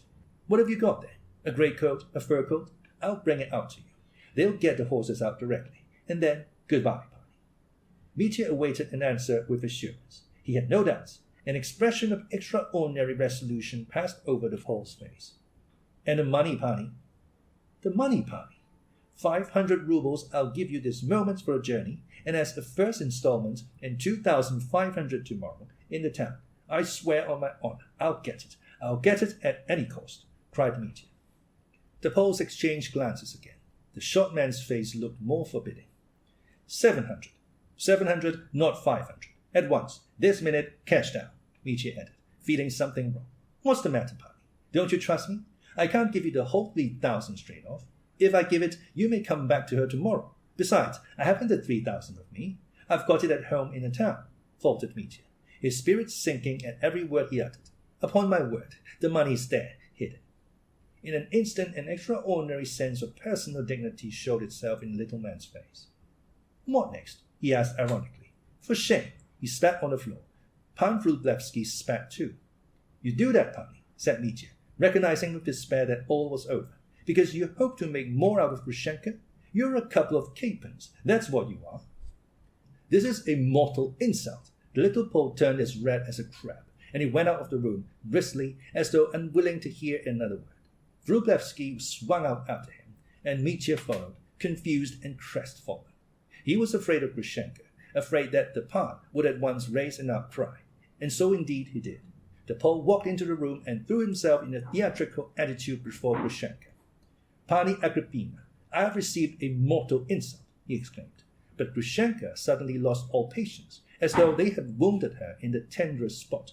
Speak Russian, she cried. "Not another word of Polish. You used to talk Russian. You can't have forgotten it in 5 years. She was red with passion. "Pani Agrippina, my name's Agrippina, Grushenka. Speak Russian or I won't listen." The Pole gasped with offended dignity, and quickly and pompously delivered himself in broken Russian. "Pani Agrippina, I came here to forget the past and forgive it, to forget all that has happened till today." "Forgive? Came here to forgive me?" Grushenka cut him short, jumping up from her seat. "Just so, Pani. I'm not pusillanimous, I'm magnanimous, but I was astounded when I saw your lovers. Pan Mitya offered me 3,000 in the other room to depart. I spat in the Pan's face." "What? He offered you money for me?" cried Grushenka, hysterically. "Is it true, Mitya? How dare you? Am I for sale?" "Pani, yelled Mitya. "She's pure and shining, and I have never been her lover. That's a lie." "How dare you defend me to him?" shrieked Grushenka. "It wasn't virtue kept me pure, and it wasn't that I was afraid of Kuzma, but that I might hold up my head when I met him and tell him he's a scoundrel. And he did actually refuse the money." He took it, cried Mitya. "Only he wanted to get the whole 3,000 at once, and I could only give him 700 straight off." "I see. He heard I had money and came here to marry me." "Pani Agrippina," cried the little Pole, "I'm a knight. I'm a nobleman, and not a light-up. I came here to make you my wife, and I find you a different woman, perverse and shameless." "Oh, go back where you came from. I'll tell them to turn you out and you'll be turned out," cried Grushenka, furious. "I've been a fool to have been miserable these 5 years. And it wasn't for his sake. It was my anger made me miserable. And this isn't he at all. Was he like this? It might be his father. Where did you get your wig from? He was a falcon. This is a gander. He used to laugh and sing to me, and I've been crying for 5 years. Damned fool, abject, shameless I was." She sank back in a low chair and hid her face in her hands.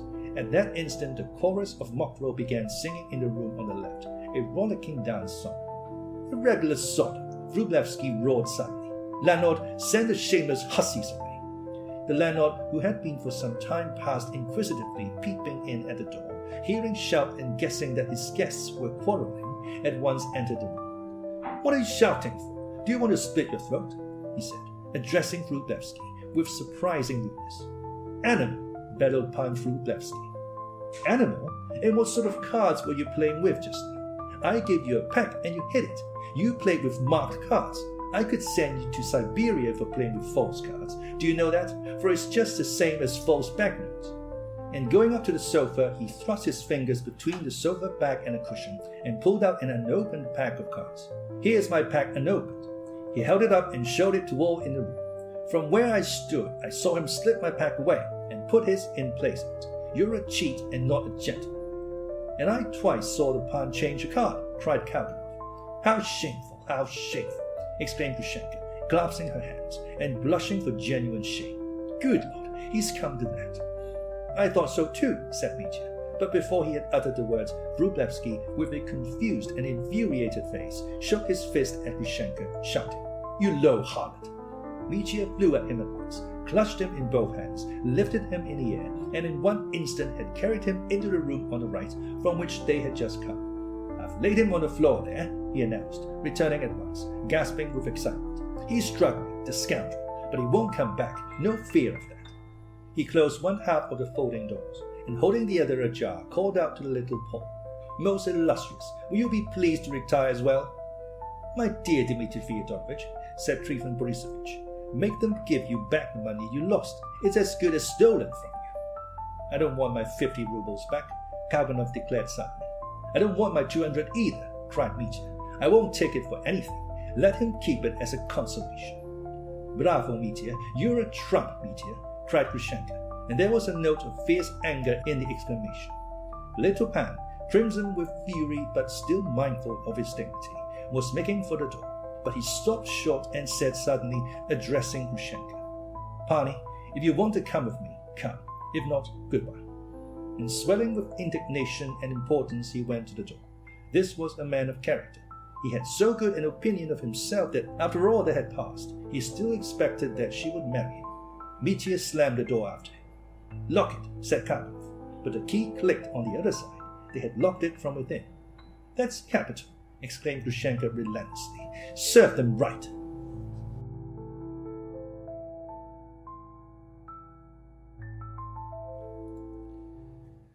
Chapter 8. Delirium.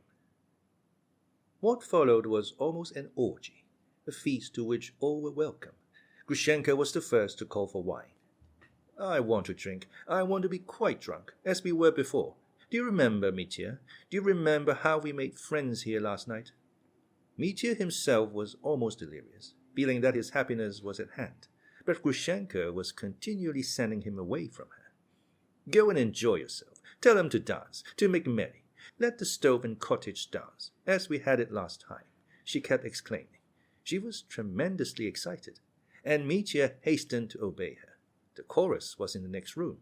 The room in which they had been sitting till that moment was too small, and was divided in two by cotton curtains, behind which was a huge bed with a puffy feather mattress and a pyramid of cotton pillows. In the 4 rooms for visitors there were beds. Grushenka settled herself just at the door. Mitya set an easy chair for her. She had sat in the same place to watch the dancing and singing the time before, when they had made merry there. All the girls who had come had been there then. The Jewish band with fiddles and cithers had come too, and at last the long-expected cart had arrived with the wines and provisions. Mitya bustled about. All sorts of people began coming into the room to look on, peasants and their women, who had been roused from sleep and attracted by the hopes of another marvelous entertainment such as they had enjoyed a month before. Mitya remembered their faces, greeting and embracing everyone he knew. He uncorked bottles and poured out wine for everyone who presented himself. Only the girls were very eager for the champagne. The men preferred rum, brandy, and above all, hot punch. Mitya had chocolate made for all the girls, and ordered that 3 samovars should be kept boiling all night to provide tea and punch for everyone to help himself. An absurd chaotic confusion followed. But Mitya was in his natural element, and the more foolish it became, the more his spirits rose. If the peasants had asked him for money at that moment, he would have pulled out his notes and given them away right and left. This was probably why the landlord, Trifon Borisovich, kept hovering about Mitya to protect him. He seemed to have given up all idea of going to bed that night, but he drank little, only 1 glass of punch, and kept a sharp lookout on Mitya's interests after his own fashion. He intervened in the nick of time, civilly and obsequiously persuading Mitya not to give away cigars and Rhine wine, and above all, money to the peasants as he had done before. He was very indignant, too, at the peasant girls drinking liquor and eating sweets. "They're lousy lots, Dmitri Fyodorovich," he said. "I'd give them a kick, every one of them, and they'd take it as an honor. That's all they're worth." Mitya remembered Andrei again, and ordered punch to be sent out to him. "I was rude to him just now," he repeated with a sinking, softened voice.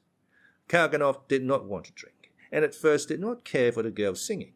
But after he had drunk a couple of glasses of champagne, he became extraordinarily lively, strolling about the room, laughing and praising the music and the songs, admiring everyone and everything. Maximov, blissfully drunk, never left his side. Grushenka, too, was beginning to get drunk. Pointing to Karganov, she said to Mitya, "What a dear, charming boy he is." And Mitya, delighted, ran to kiss Karganov and Maximov. Oh, great were his hopes. She had said nothing yet, and seemed, indeed, purposely to refrain from speaking. But she looked at him from time to time with caressing and passionate eyes. At last she suddenly gripped his hand and drew him vigorously to her. She was sitting at the moment in the low chair by the door. "How was it you came just now, eh? Have you walked in? I was frightened. So you wanted to give me up to him, did you? Did you really want to?"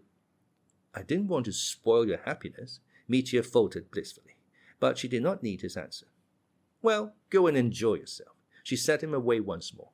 "Don't cry. I'll call you back again." He would run away, and she listened to the singing and looked at the dancing, though her eyes followed him wherever he went. But in another quarter of an hour she would call him once more, and again he would run back to her.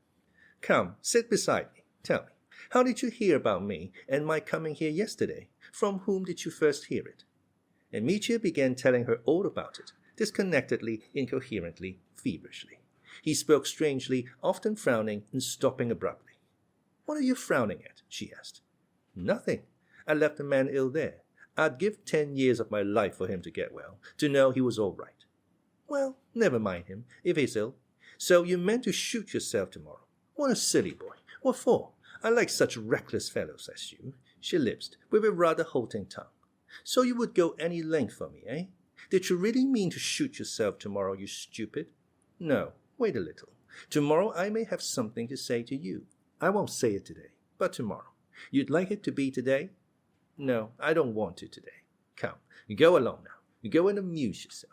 Once, however, she called him, as it were, puzzled and uneasy. "Why are you sad? I see you're sad. Yes, I see it," she added, looking intently into his eyes. "Though you keep kissing the peasants and shouting, I see something. No, be merry. You be merry too. I love somebody here. Guess who it is? Ah, look, my boy has fallen asleep. Poor dear, he's drunk." She meant Karganov. He was, in fact, drunk, and had dropped asleep for a moment, sitting on the sofa. But he was not merely drowsy from drink. He felt suddenly dejected, or, as he said, bored. He was intensely depressed by the girls' songs, which, as the drinking went on, gradually became coarse and more reckless. And the dancers were as bad. 2 girls dressed up as bears, and a lively girl called Stepanida, with a stick in her hand, acted the part of keeper and began to show them. "Look alive, Maria, or you get the stick." The bears rolled on the ground at last in the most unseemly fashion, amid roars of laughter from the closely packed crowd of men and women. "Well, let them, said Grushenka sententiously, with an ecstatic expression on her face. "When they do get a day to enjoy themselves, why shouldn't folks be happy?" Karganov looked as though he had been besmirched with dirt. "It's swinish, all this peasant foolery," he murmured, moving away. "It's the game they play when it's light all night in summer." He particularly disliked one new song to a jaunty dance tune. It described how a gentleman came and tried his luck with the girls to see whether they would love him. The master came to try the girls. Would they love him, would they not? But the girls could not love the master. He would beat me cruelly, and such love wouldn't do for me. Then a gypsy comes along, and he too tries. The gypsy came to try the girls. Would they love him, would they not? But they couldn't love the gypsy either. He would be a thief, I fear, and would cost me many a tear. And many more men come to try their luck, among them a soldier. The soldier came to try the girls. Would they love him, would they not? But the soldier is rejected with contempt, in 2 indecent lines, sung with absolute frankness and producing a furore in the audience. The song ends with a merchant. The merchant came to try the girls. Would they love him, would they not? And it appears that he wins their love because the merchant will make gold for me, and his queen I'll gladly be. Karganov was positively indignant. "That's just a song of yesterday," he said aloud. "Who writes such things for them? They might just as well have had a railwayman or a Jew come to try his luck with the girls. They'd have carried all before them." And, almost as though it were a personal affront, he declared on the spot that he was bored, sat down on the sofa, and immediately fell asleep. His pretty little face looked rather pale as it fell back on the sofa cushion. "Look how pretty he is," said Grushenka, taking Mitya up to him. "I was combing his hair just now. His hair's like flax, and so thick." And, bending over him tenderly, she kissed his forehead. Karganov instantly opened his eyes, looked at her, stood up, and with the most anxious air inquired, where was Maximov? "So that's who it is you want?" Grushenka laughed. "Stay with me a minute, Mitya. Run and find his Maximov." Maximov, it appeared, could not tear himself away from the girls, only running away from time to time to pour himself out a glass of liquor. He had drunk 2 cups of chocolate. His face was red, and his nose was crimson. His eyes were moist and mawkishly sweet. He ran up and announced that he was going to dance the sabotier. "They taught me all those well-bred aristocratic dances when I was little." Go with him, Mitya, and I'll watch from here how he dances," said Grushenka. No, I'm coming to look on too," exclaimed Karganov, brushing aside in the most naive way Grushenka's offer to sit with him. They all went to look on. Maximov danced his dance, but it roused no great admiration in anyone but Mitya. It consisted of nothing but skipping and hopping, kicking up the feet, and at every step Maximov slapped the upturned sole of his foot. Karganov did not like it at all, but Mitya kissed the dancer. Thanks. You're tired, perhaps. What are you looking for here? Would you like some sweets? A cigar, perhaps? A cigarette. Don't you want a drink? I'll just have a liquor. Have you any chocolates? Yes, there's a heap of them on the table there. Choose one, my dear soul. I like one with vanilla, for old people. No, brother, we've none of that special sort. I say, the old man bent down to whisper in Mitya's ear. That girl there, little Maria. How would it be if you were to help me make friends with her? So that's what you're after. No, brother, that won't do. I'll do no harm to anyone, Maximov muttered disconsolately. Oh, all right. They only come here to dance and sing, you know, brother. But damn it all, wait a bit. Eat and drink and be merry, meanwhile. Don't you want money? Later on, perhaps, smiled Maximov. All right. Mitya's head was burning. He went outside to the wooden balcony which ran round the whole building on the inner side, overlooking the courtyard. The fresh air revived him. He stood alone in the dark corner and suddenly clutched his head in both hands. His scattered thoughts came together. His sensations blended into a whole and threw a sudden light into his mind, a fearful and terrible light. If I'm to shoot myself, why not now? Passed through his mind. Why not go for the pistols, bring them here and here, in this dark, dirty corner, make an end? Almost a minute he stood undecided. A few hours earlier, when he had been dashing here, he was pursued by disgrace, by the theft he had committed, and that blood. But yet it was easier for him then. Then everything was over. He had lost her, given her up. She was gone for him. Oh, then his death sentence had been easier for him. At least it had seemed necessary, inevitable, for what had he to stay on earth for? But now, was it the same as then? Now one phantom, one terror at least was at an end. That first rightful lover, that fateful figure had vanished, leaving no trace. The terrible phantom had turned into something so small, so comic, it had been carried into the bedroom and locked in. It would never return. She was ashamed, and from her eyes he could see now whom she loved. Now he had everything to make life happy. But he could not go on living. He could not. Oh, damnation. Oh, God, restore to life the man I knocked down at the fence. Let this fearful cup pass from me. Lord, thou hast wrought miracles for such sinners as me. But what? What if the old man's alive? Oh, then the shame of the utter disgrace I would wipe away. I would restore the stolen money. I'd give it back. I'd get it somehow. No trace of that shame will remain except in my heart forever. But no. Oh, impossible, cowardly dreams. Oh, damnation. Yet there was a ray of light and hope in his darkness. He jumped up and ran back to the room, to her, his queen forever. Was not one moment of her love worth all the rest of life, even in the agonies of disgrace? This wild question clutched at his heart. To her alone, to see her, to hear her, to think of nothing, to forget everything, if only for that night, for an hour, for a moment. Just as he turned from the balcony into the passage, he came upon the landlord, Trifon Borisovich. He thought he looked gloomy and worried, and fancied he had come to find him. "What is it, Trifon Borisovich? Are you looking for me?" "No, sir." The landlord seemed disconcerted. "Why should I be looking for you? Where have you been?" "Why do you look so glum? You're not angry, are you? Wait a bit. You shall soon get to bed. What's the time? It will be 3 o'clock. Past 3, it must be. We'll leave off soon. We'll leave off." "Don't mention it. It doesn't matter. Keep it up as long as you like." "What's the matter with him?" Mitya wondered for an instant, and he ran back to the room where the girls were dancing. But she was not there. She was not in the blue room either. There was no one but Kalganov asleep on the sofa. Mitya peeped behind the curtain.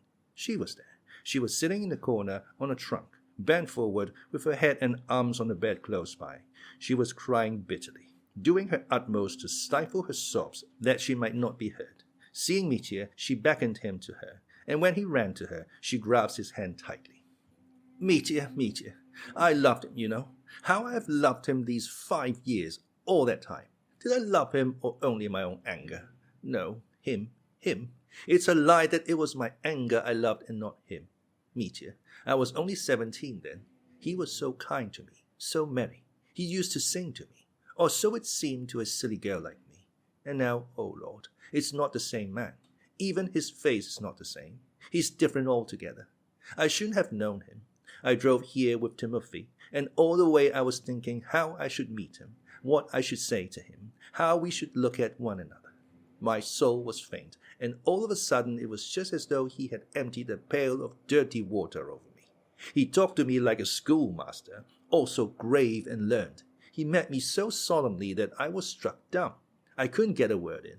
At first I thought he was ashamed to talk before his great big pole.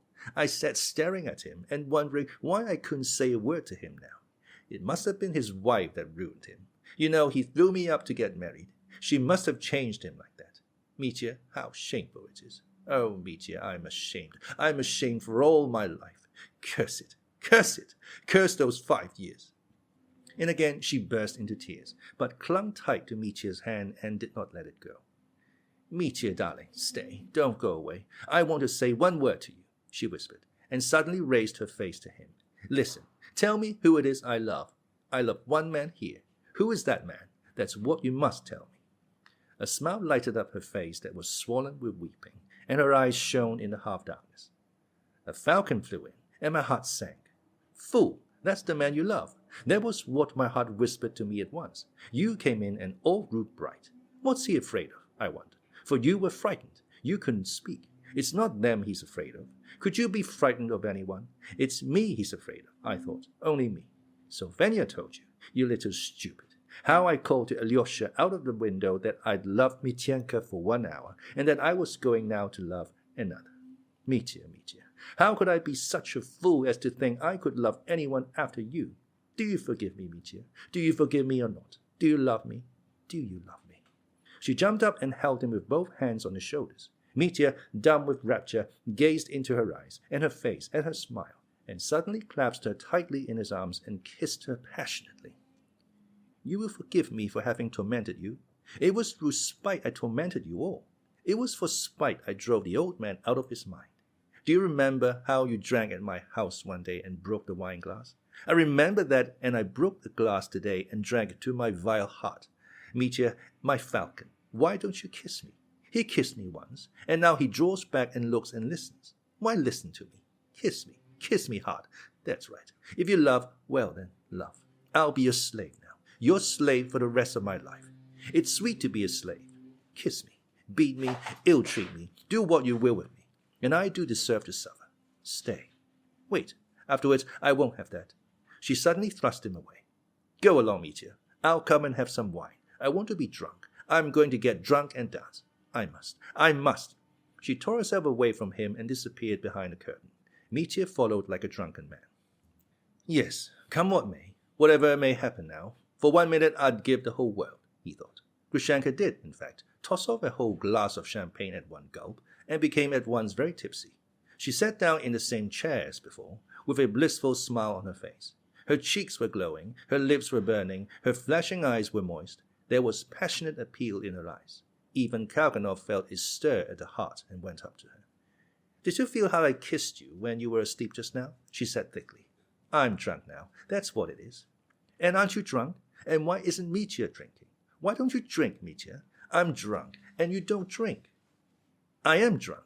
I'm drunk as it is, drunk with you, and now I'll be drunk with wine too. He drank off another glass, and he thought it strange himself. That glass made him completely drunk. He was suddenly drunk, although till that moment he had been quite sober. He remembered that. From that moment, everything whirled about him, as though he were delirious. He walked, laughed, talked to everybody, without knowing what he was doing. Only one persistent burning sensation made itself felt continually, like a red-hot coal in his heart, he said afterwards. He went up to her, sat beside her, gazed at her, listened to her. She became very talkative and kept calling everyone to her and beckoned to different girls out of the chorus. When the girl came up, she either kissed her or made the sign of the cross over her. In another minute, she might have cried. She was greatly amused by the little old man, as she called Maximov. He ran up every minute to kiss her hands, each little finger, and finally he danced another dance to an old song, which he sang himself. He danced with special vigor to the refrain. The little pig says, "Oomph, oomph, oomph." The little calf says, "Moo, moo, moo." The little duck says, "Quack, quack, quack." The little goose says, "Ga, ga, ga." The hen goes strutting through the porch. "True-roo-roo-roo-roo," she'll say. "True-roo-roo-roo-roo," she'll say. Give him something, Mitya, said Grushenka. Give him a present. He's poor, you know. Ah, the poor, the insulted. Do you know, Mitya, I shall go into a nunnery. No, I really shall one day. Alyosha said something to me today that I shall remember all my life. Yes, but today let us dance. Tomorrow to the nunnery. But today we'll dance. I want to play today. Good people. And what of it? God will forgive us. If I were God, I'd forgive everyone. My dear sinners, from this day forth I forgive you. I'm going to beg forgiveness. Forgive me, good people. A silly wench. I'm a beast, that's what I am. But I want to pray. I gave a little onion. Wicked as I've been, I want to pray. Mitya, let them dance. Don't stop them. Everyone in the world is good. Everyone. Even the worst of them. The world's a nice place. Though we're bad, the world's all right. We're good and bad. Good and bad. Come, tell me. I've something to ask you. Come here, everyone, and I'll ask you. Why am I so good? You know I'm good. I'm very good. Come, why am I so good? So Grushenka babbled on, getting more and more drunk. At last she announced that she was going to dance too. She got up from her chair, staggering. Mitya, don't give me any more wine. If I ask you, don't give it to me. Wine doesn't give peace. Everything's going round the stove and everything. I want to dance. Let everyone see how I dance. Let them see how beautifully I dance. She really meant it. She pulled a white cambric handkerchief out of her pocket and took it by one corner in her right hand to wave it in a dance. Mitya ran to and fro. The girls were quiet and got ready to break into a dancing song at the first signal. Maximov, hearing that Grushenka wanted to dance, squealed with delight and ran skipping about in front of her, humming. With legs so slim and sides so trim, and his little tail curled tight. But Grushenka waved her handkerchief at him and drove him away. Shh! Mitya, why don't they come? Let everyone come, to look on. Call them in too. They were locked in. Why did you lock them in? Tell them I'm going to dance. Let them look on too. Mitya walked with a drunken swagger to the locked door, and began knocking to the poles with his fist. Hi, you, Podvazotskis. Come, she's going to dance. She calls you. Lydak, one of the Poles shouted in reply. You're a Lydak yourself. You're a little scoundrel. That's what you are. Leave off laughing at Poland, said Kalganov sententiously. He too was drunk. Be quiet, boy. If I call him a scoundrel, it doesn't mean that I called all Poland so. One Lydak doesn't make a Poland. Be quiet, my pretty boy. Eat the sweetmeat. Ah, what fellows, as though they were not men. Why won't they make friends? Said Grushenka, and went forward to dance. The chorus broke into, Ah, my porch, my new porch. Grushenka flung back her head, half opened her lips, smiled, waved her handkerchief, and suddenly, with a violent lurch, stood still in the middle of the room, looking bewildered. I'm weak, she said in an exhausted voice. Forgive me. I'm weak. I can't. I'm sorry. She bowed to the chorus, and then began bowing in all directions. I'm sorry. Forgive me. The lady's been drinking. The pretty lady has been drinking. Voices were heard saying. The lady's drunk too much, Maximov explained to the girls, giggling. Mitya, lead me away, take me, said Grushenka helplessly.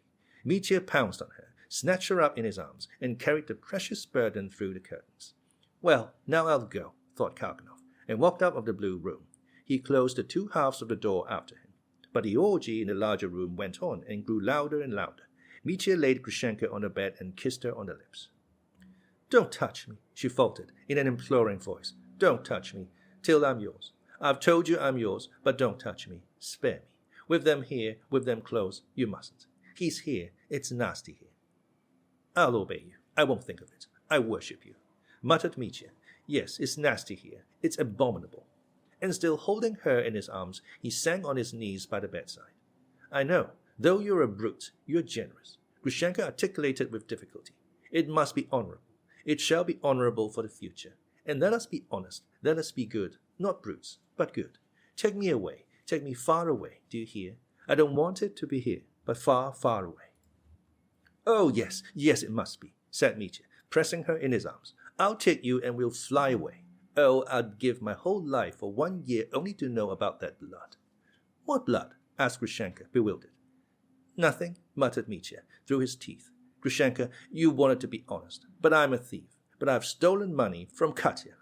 Disgrace, a disgrace. From Katya? From that young lady? No, you didn't steal it. Give it her back. Take it from me. Why make a fuss? Now everything of mine is yours. What does money matter? We shall waste it anyway. Folks like us are bound to waste money. But we'd better go and work the land. I want to dig the herb with my own hands. We must work, do you hear? Alyosha said so. I won't be your mistress. I'll be faithful to you.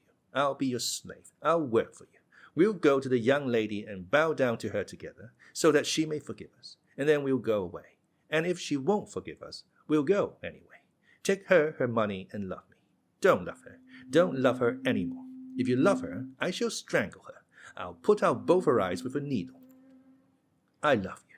I love only you. I'll love you in Siberia. Why Siberia? Never mind Siberia, if you like. I don't care. We'll work. There's snow in Siberia. I love driving in the snow, and must have bells. Do you hear? There's a bell ringing. Where is that bell ringing? There are people coming. Now it stopped. She closed her eyes, exhausted, and suddenly fell asleep for an instant. There had certainly been the sound of a bell in the distance, but the ringing had ceased. Mitya let his head sink on her breast. He did not notice that the bell had ceased ringing, nor did he notice that the songs had ceased, and that instead of singing and drunken clamor, there was absolute stillness in the house. Grushenka opened her eyes. What's the matter? Was I asleep? Yes, a bell. Up in the sleep and dreamt I was driving over the snow with bells, and I dozed. I was with someone I loved, with you, and far, far away. I was holding you and kissing you, nestling close to you. I was cold, and the snow glistened. You know how the snow glistened at night when the moon shines. It was as though I was not on earth. I woke up, and my dear one is close to me. How sweet that is. Close to you, murmured Mitya, kissing her dress, her bosom, her hands. And suddenly he had a strange fancy. It seemed to him that she was looking straight before her, not at him, not into his face, but over his head with an intent, almost uncanny fixity. An expression of wonder, almost of alarm, came suddenly into her face. Mitya, who is that looking at us? She whispered. Mitya turned and saw that someone had, in fact, parted the curtains and seemed to be watching them, and not one person alone, it seemed. He jumped up and walked quickly to the intruder. Here, come to us, come here, said a voice, speaking not loudly, but firmly and peremptorily. Mitya passed to the other side of the curtain and stood stock still. The room was filled with people, but not those who had been there before. An instantaneous shiver ran down his back, and he shuddered. He recognized all those people instantly. That tall, stout old man in an overcoat and forage cap with a cockade was the police captain, Mikhail Makarovich, and that consumptive-looking trim dandy who always had such polished boots, that was the deputy prosecutor. He has a chronometer worth 400 roubles. He showed it to me. And that small young man in spectacles, Mitya forgot his surname though he knew him, had seen him. He was the investigating lawyer from the School of Jurisprudence, who had only lately come to town. And this man, the inspector of police, Makarievich, a man he knew well. And those fellows with the brass plates on, why are they here? And those other two, peasants, and there at the door Kalganov with Trifon Borisovich. Gentlemen, what's this for, gentlemen? Began Mitya. But suddenly, as though beside himself, not knowing what he was doing, he cried aloud, at the top of his voice, I understand. The young man in spectacles moved forward suddenly. Stepping up to Mitya, began with dignity, though hurriedly. We have to make, in brief, I beg you to come this way to the sofa. It is absolutely imperative that you should give an explanation. The old man, cried Mitya frantically. The old man and his blood. I understand. And he sank, almost fell on a chair close by, as though he had been mown down by a scythe. You understand? He understands it. Monster and parasite. Your father's blood cries out against you, the old captain of police roared suddenly, stepping up to Mitya. He was beside himself, crimson in the face and quivering all over. This is impossible, cried the small young man. Mikhail Makarovich, this won't do. I beg you allow me to speak. I should never have expected such behavior from you. This is delirium, gentlemen, raving delirium, cried the captain of police. Look at him, drunk, at this time of night, in the company of a disreputable woman, with the blood of his father on his hands. It's delirium. I beg you most earnestly, dear Mikhail Makarovich, to restrain your feelings, the prosecutor said in a rapid whisper to the old police captain, or I shall be forced to resort to... But the little lawyer did not allow him to finish. He turned to Mitya and delivered himself in a loud, firm, dignified voice. Ex-Lieutenant Karamazov, it is my duty to inform you that you are charged with the murder of your father, Fyodor Pavlovich Karamazov, perpetrated this night. He said something more, and the prosecutor, too, put in something. But though Mitya heard them, he did not understand them. He stared at them all with wild eyes.